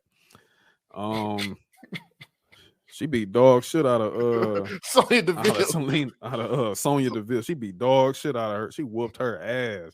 This was long. Like I was just like, I remember looking down at my phone and I looked up. I'm like, Liv Morgan still whooping Sonya ass. I'm like, God damn. Did that senton off the shit? Senton off the Hey, that equipment. shit was stiff too, man. Yeah. Sonya. I'm like, Sonya God ate that damn. shit. Yeah, she ate that senton. I'm like, all right. Liv is on some Jeff Hardy shit right now. That'll be a great character for a Jeff Hardy type character. I think so too. I think some enigma type shit like that. So I think that'd be great. So we definitely about to get her in round of 3. Yeah. Liv getting the character change. I fuck with it. Our main event, the Fatal 4-Way match. We actually had a sub in this match because Karrion Kross got his ass couldn't perform because he got his ass whipped and he got whipped in a fucking car accident. I think we getting a Scottish cyborg back. Probably.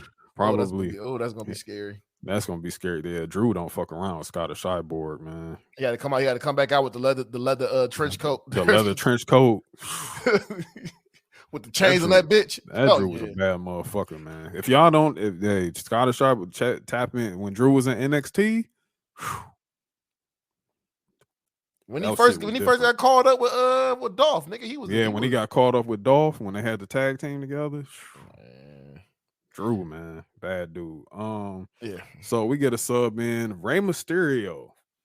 Rey Mysterio is now with SmackDown. So his son done ran him off of Raw. Yo, son, dog. And I tweeted this. I said, yo, getting transferred into a different department because your son whooped your ass is crazy. That's wild. Your son whooped like you went to your boss and you said, yo, I need a move, man. Like, just can you move me? My son beating the shit out of me. So Rey Mysterio is on SmackDown. Honestly, where he belongs. Really, and Rey Mysterio is SmackDown. And his son about to be getting his ass whooped by the OC. The OC about to put his ass in a blender. Shit. Hey man, they hit him with that first magic killer. Oh my god. Woo. Yeah. Man.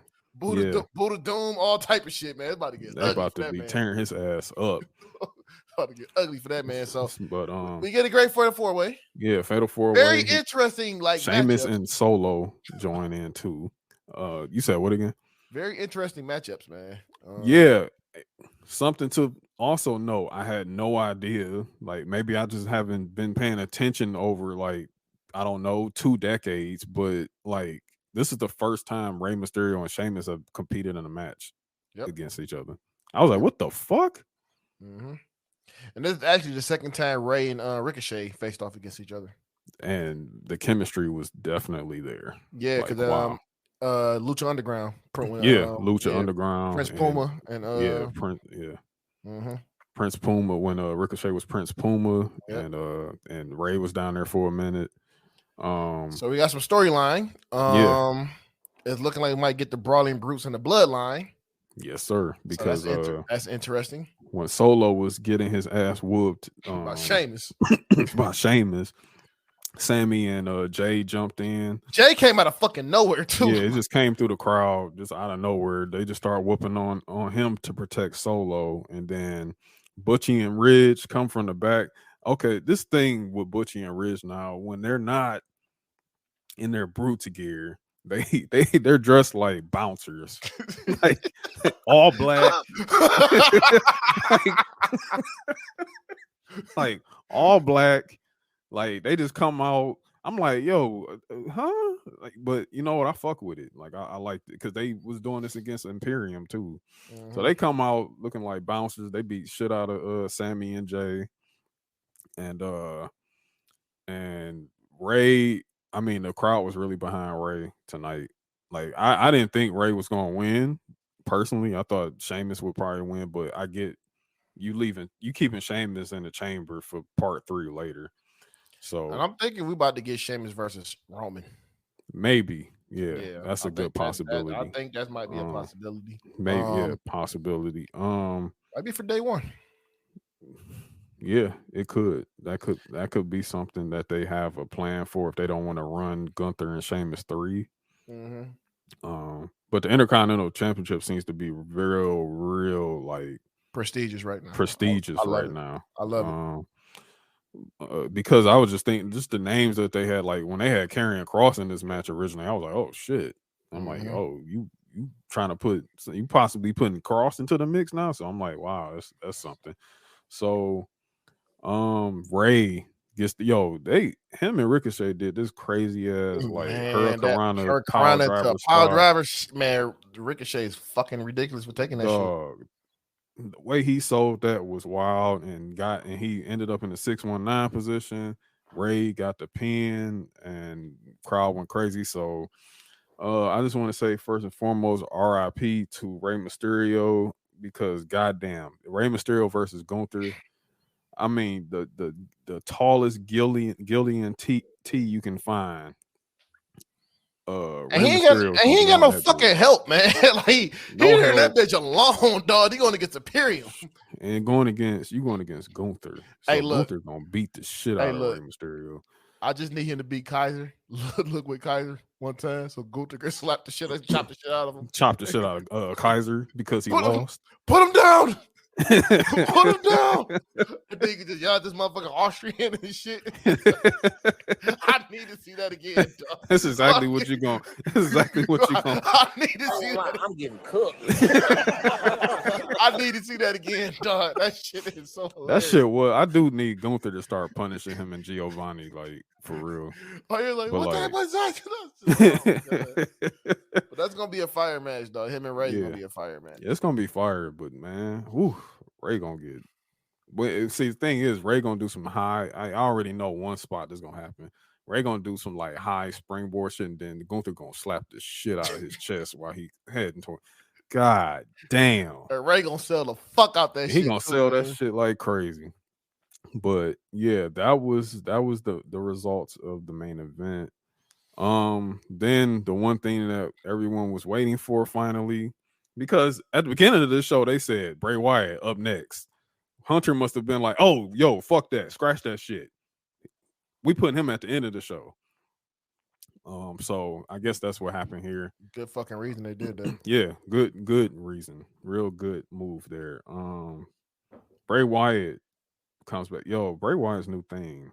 It's ridiculous. I need that shit on streams tomorrow. Like that shit is good. Like that thing was that. Wow. That was a good thing. That's a good new thing for Bray Wyatt. And he comes out. Because at first I'm thinking like, okay, we about to get, the next Bray Wyatt. And then I know it was dark in there, but I saw, see, this is the beauty of OLED televisions. You can see like what's happening in the dark sometimes. I actually saw him like giving high fives to people in the crowd while he was walking with the lantern. I was like, oh shit. So I was like, wait, is Bray gonna be a face? Because he wouldn't just do that. And then so he gets in the ring. I mean, wow. What a promo. What a promo. I mean, damn, like I was like, bro, don't make me cry now. Come on, bro. Yeah, like, it was deep. Very, very emotional. Very It was emotional for him. I'm happy for him. I'm really glad he's back. I know I have given him flack for ring work and everything, but you know what? I think he's not. I won't say Bray Wyatt's terrible. It was just like I'm like the gimmick never adds up to the ring work, but it's never terrible. Like I don't be like, oh my god, Bray Wyatt, this shit's ass. I'll change the channel. Like no, it was never that with me. But I mean, wow, that was a good promo. That was good. Like I felt them, talking about Brody and because he did lose some good people in his life over the last few years, but and it didn't feel like storyline shit either. It just felt like it was real, Right. Because he was just like, look, this is really me talking. So, but were you about to say something? And then it cut off when like Mass was talking to him, and then the show just abruptly ended. Yeah. So is that the White Rabbit, or is so here's what I'm hearing right now. The White Six is going to be 6 personalities of him. Oh, and I'm thinking his first feud is going to be with one of his personalities. Interesting. See, I thought it was going to be a faction. Not for the one I'm hearing. Because I was saying Apollo Crews gonna be part of that faction because of the weird shit that he's doing down there in NXT. But from what I've just heard, that I don't know if it's true or not, but there's something that's floating around that his is going to be 6 personalities. The White 6 is 6 personalities of his. That's interesting. And then to see that go, and then that goes into what I heard too. Like these personalities would be mass personalities, and some of these personalities are going to be people from NXT, like Joe Gacy. I heard Joe Gacy's name come up. I heard Cameron Grimes' name come up. I heard Grayson Waller name come up. And then you just said something about Apollo Crews, so that's another name. I'm just peeping that. And then they talking about Vincent from Ring of Honor, and it was somebody else too. Whoever was with them, I gotta look that name. And that maybe Redbeard, maybe. Yeah, I'm definitely hearing Redbeard too. Yeah. Definitely hearing Redbeard. Yeah, but I heard those names earlier. And I was just like, oh shit! Like the Grayson Waller for sure, and Cameron Grimes, and what was the other name? Oh, Joe Gacy. Yeah. That was the other names that I heard. So that may be. Then now that you say the personalities, now that kind of makes sense because those they can just put a mask on one of them and then let them go out there and go at it with them. Yep. So definitely interesting to see what's going to happen with that. Pretty good episode of SmackDown though. Yeah, real good, real good episode. So, and that was this week. That was this week in wrestling. Like, good Lord, we got a long episode this week, but it's cool. You already got your match of the week out there. Yep, Axiom versus Frazier. Nothing else need to be said about that one. Hey, just take your time to be said. Take your time and go watch that shit. Yeah, definitely go back and watch that. My match of the week. Actually, I'm going to go same with that. My match of the week is going to be it's going to be Axiom and Nate Frazier for sure. That's my pick of the week. I will say that if I had an honorable mention, it would probably be Orange Cassidy versus Pac. I can see that for the All Atlantic Championship. If I could, yeah. My honorable mention would probably be that Fatal 4-Way. That Fatal 4-Way was crazy. Yeah, that was a crazy Fatal 4-Way. I wish I could pick like match of the night for Extreme Rules, but I'll save that for like when we do like post shows. I'll just keep. I mean, I'll go ahead and put mine out there. The match of the night for me was probably the Donnybrook. Donnybrook, it is. I just love chaos. I just love chaos. Yeah, it was real good chaos, and you know, I loved that match. I did, like that was my favorite match. But like overall, my match of the Extreme Rules is Bianca versus Bayley. I wouldn't even oppose that. Yeah. I wouldn't even oppose that. Yeah, that's definitely probably my match. CDL watch. I'm gonna let you go first. You know. Oh shit, I muted myself. My bad. That's just so much goofy shit. You know, I'm just AEW is unserious. AEW is just fucking unserious, man. Like my CDL watch is fucking Tony Khan, man. It's Tony Khan. Get your fucking CDL. Get your CPA. Go be an accountant, man. They'll be an accountant. Like, sick of this shit. Swerve, get the fuck out of here. Mine is Brian Alvarez. Alvarez. That man got cooked by Ariel Helwani. You got cooked. And he got cooked, dog, because Ariel Helwani's like, how you gonna talk about my interview? And I did that. I'm not supposed to ask Tony Khan. You didn't even watch the fucking interview. So it's like, bro, you just proved you're fucking co-opted right then and there. And it's just like, dude, this is the difference between a real journalist, and wrestling journalists. That motherfucker's too busy dick eating the motherfucker to really ask some questions as a journalist supposed to do. So yeah, it got to go to Brian Alvarez because you got fucking cooked, bro. You got cooked. And the whole world saw it. Yep. You got cooked. Mm-hmm. Go get your fucking CDL. When you can drive a truck, you got a job, my friend. Diesel Driving Academy will teach you all you need to know. Call 1-800-551-8900. Diesel Driving Academy. Honk honk. But yeah, that's our picks, man. Our picks for Match of the Week and CDL Watch, presented by absolutely no one. And that's this week. I mean, wow, y'all gonna have a long ass episode, but we had to cover Extreme Rules, so it is what it is. Bloated news. Can y'all just give us a slow week? Actually, don't, because we need shit to talk about. Oh my god, man! It's all good though. Oh my we appreciate it, definitely. But this has been episode 4 of Mid Carter's In Catering podcast. This your boy AJ. Follow me on Twitter at TurboGrafx_87.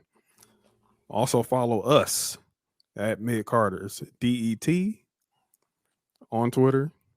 Send us listener questions to our email at midcarterscatering@gmail.com. Who is Aunt P on Instagram? I am Aunt P on Twitter. That's what it is, Aunt P. And that's it. Yes, sir. Have a good week. We out. Yes. Thank you for listening to Mid Carter's and Catering Podcast. You can listen to us on Spotify, Apple Podcasts, and Anchor FM.